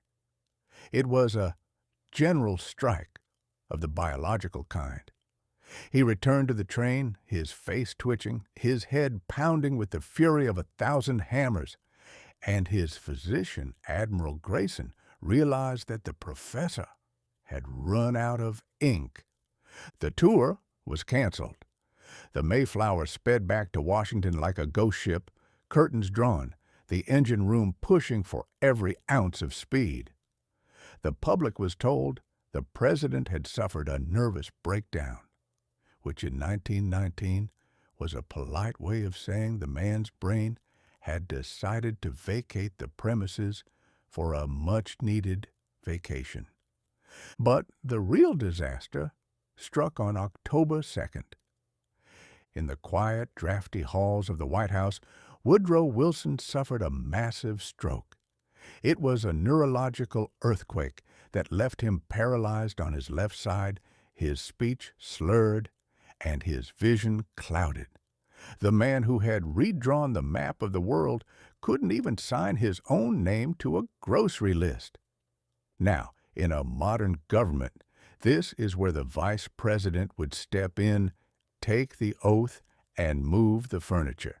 But in 1919, the vice president was Thomas Marshall, the man who thought the country's biggest problem was the price of cigars. Nobody wanted Marshall to be president, least of all Marshall himself. He was perfectly happy being a decorative ornament of the republic and he had no desire to deal with the Senate or the Red Scare. And so we entered the era of the secret presidency. For the next year and a half, the United States was effectively governed by a woman who had never been elected to anything. Edith Wilson. Edith was the president's second wife, a woman of formidable will and an even more formidable sense of protection. She decided that the best way to save her husband was to hide him. She turned the White House into a fortress of silence. If a cabinet member wanted to see the president, they had to go through Edith. If a bill needed a signature, it went to Edith. If a foreign ambassador wanted to present his credentials, he had to talk to Edith's shadow. She claimed she was merely a steward, a gatekeeper who decided which papers were important enough to be shown to the invalid in the darkened bedroom. In reality, she was the filter of the Republic. She decided what the president saw, what he heard, and, most importantly, what the world heard from him. It was a magnificent, absurd, and entirely illegal arrangement. Edith Wilson became the first woman president of the United States, not through a ballot box, but through a masterful application of spousal prerogative. She guarded her husband with the ferocity of a lioness, while the country drifted like a ship with a captain who was locked in the brig and a first mate who was busy making sure the linens were changed. The League of Nations died in that silence. While Wilson sat in his chair, staring out at the White House lawn, the Senate finally took the vote he had worked so hard to win. Without his voice, without his presence, and without his ability to compromise, which he had never been very good at anyway, the treaty was defeated. The United States officially turned its back on the world and decided to go back to sleep. Mark Twain would have noted the staggering irony of the situation. He would have observed that a man who believed so firmly in the power of reason and law had been brought down by a stray blood vessel. He would have seen that the professor had been replaced by a presidentess, and that the democratic ideals he had preached to the world were being held hostage in a bedroom by a woman with a tray of soup and a very firm no. By the end of 1919, the White House had become a haunted house. The president was a ghost, a figure glimpsed only occasionally in a wheelchair, his voice a rasping memory.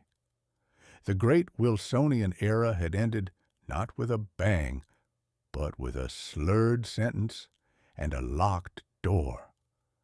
We were moving into a world where the big stick was a memory, and the small committee was the new king. The idealism of 1918 had curdled into the cynicism of late 1919. We had realized that even the most powerful men are just a collection of fragile tubes and unpredictable electricity, and that when the brain goes on strike, there is no general strike committee to keep the milk flowing. As the year drew to a close, the American public looked toward the 1920s with a mixture of relief and exhaustion. They were tired of great men and great wars. They were tired of great experiments like Prohibition and the League. They were ready for something normal.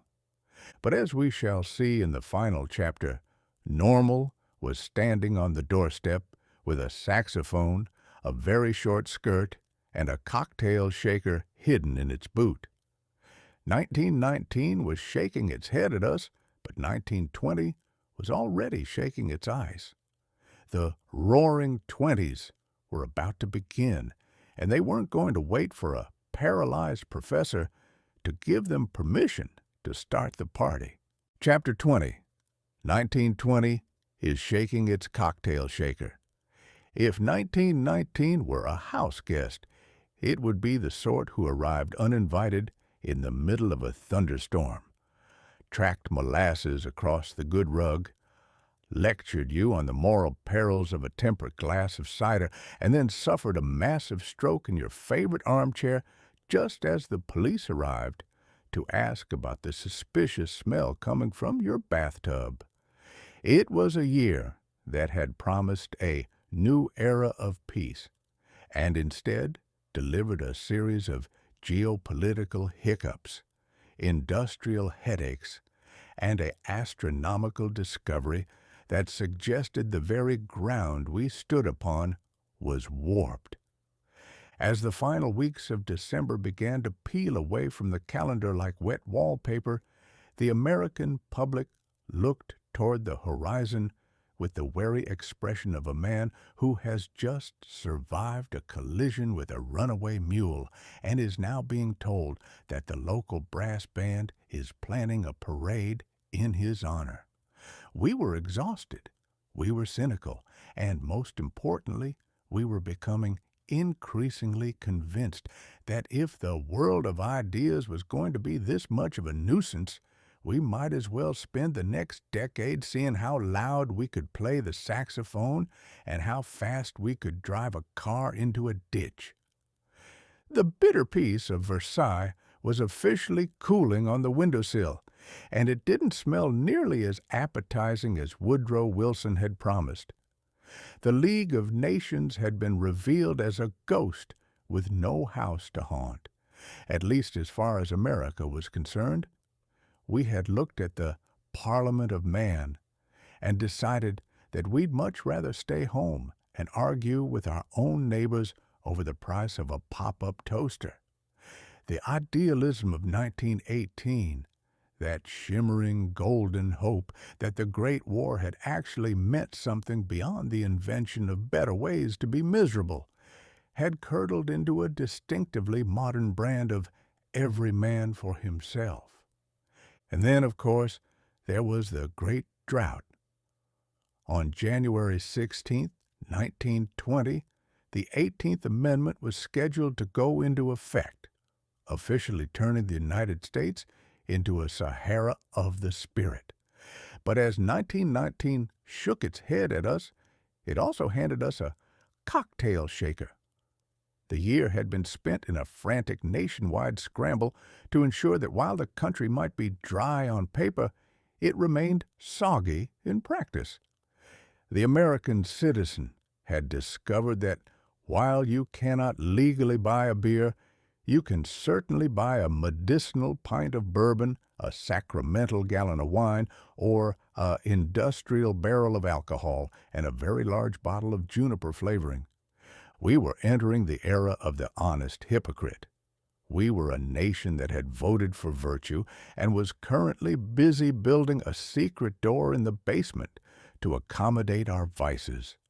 Prohibition didn't end drinking. It simply made it more adventurous. It turned the act of having a glass of wine from a mundane habit into a daring feat of domestic espionage. As the clock ticked toward midnight on December 31st, 1919, the sound of corks popping was replaced by the sound of locks turning. But it wasn't just the booze that was changing. The very shape of the human race seemed to be shifting. The new woman of 1919 was no longer a Victorian silhouette of corsets and quiet sighs. She had won the right to vote, well, almost. She had run the factories, and she was currently in the process of taking a pair of shears to her hair and her hemline. The flapper was standing on the doorstep of 1920, and she was carrying a cigarette holder and a complete lack of interest in her grandmother's advice. The Victorian age hadn't just ended. It had been mugged in an alleyway by a jazz band. Mark Twain would have noted that the 1920s were arriving with a wink and a nudge. He would have observed that man is the only creature who will spend a year trying to save the world, fail spectacularly, and then decide that the only logical response is to spend the next 10 years seeing how much gin he can fit into a teacup. He would have seen that the return to normalcy, the slogan that was already beginning to bubble up in the political soup, wasn't a return to anything. You cannot return to a world that has been bent by Einstein, shaken by a molasses flood, and enlightened by the discovery that your favorite baseball player is a crook. Normalcy was a lie we told ourselves so we wouldn't have to admit that the 20th century was actually a roller coaster with no brakes and a very questionable safety record. As the final hours of 1919 ticked away, the atmosphere in the cities was one of defiant celebration. In New York, Chicago, and San Francisco, the parties were louder than they had any right to be. It was as if the public sensed that they were standing at the edge of a great, shimmering, and dangerously deep pool. They were about to dive into a decade of excess, a decade of Babbitt and Gatsby, a decade where the stock market would go up like a rocket and the hemline would go up like a fever. 1920 was standing in the hallway, adjusting its tuxedo and checking its pocket watch. It brought with it the promise of the radio, a device that would allow you to be bored by people 300 miles away without ever having to invite them into your parlor. It brought the talking picture, which would eventually rob Charlie Chaplin of his mystery and Mary Pickford of her ringlets. It brought the Model T in every color as long as it was black, and the roaring sound of a generation that had decided that the only way to forget the trenches was to make as much noise as humanly possible. 1919 had been a year of the death of giants. We had buried the bull moose and watched the professor fade into a ghost. We were entering an era of small men in large offices, men who promised that the business of America is business, and that as long as everyone had a chicken in every pot and a car in every garage, we didn't need to worry about the League of Nations or the sufferings of the oppressed. It was an era of profound comfort and staggering apathy. But as the ball dropped in Times Square, the ghost of 1919 lingered for one last look. It looked at the empty seat at Versailles, the red index cards in J. Edgar Hoover's filing cabinet, the sticky stains on the streets of Boston, and the Black Sox players wandering into the sunset of obscurity. It had been a year of transitions, a bridge between a world that made sense and a world that was determined to be hilarious. We had learned that gravity bends, that molasses kills, and that if you give a woman a vote, she's likely to use it. We had learned that you can't trust a gambler, a German diplomat, or a factory cafeteria's toast. We were wiser, we were poorer, and we were significantly more interested in the price of a bathtub full of juniper berries. Farewell, 1919, the world seemed to whisper. You were a terrible mess, a magnificent muddle, and a thoroughly exhausting experience. We shall miss your giants, but we shall not miss your lectures. We are going into the 1920s now, and we're bringing a saxophone. The clock struck 12. The year of the bitter peace was over. The sticky streets were dry, metaphorically. And as the sun rose on the first morning of 1920, the American public took a deep breath, checked to see if the police were looking, and then reached for the cocktail shaker. The party was just beginning, and if 1919 was any indication, it was going to be a very long, very loud, and very hilarious ride. The inmates had taken over the asylum, and they were finally ready to see what happened when you turned the music up to 11. Final verdict. 1919 was a year that tried to be a tragedy but couldn't stop being a farce. It set the stage for the greatest comedy in human history, the 20th century. And through it all, the ghost of Mark Twain, or at least the digital echo of his wit, remains, watching us stumble through the dark, tripping over our own progress, and wondering why we didn't just stay in bed and wait for the toast to pop. The end. This has been Mark Twain.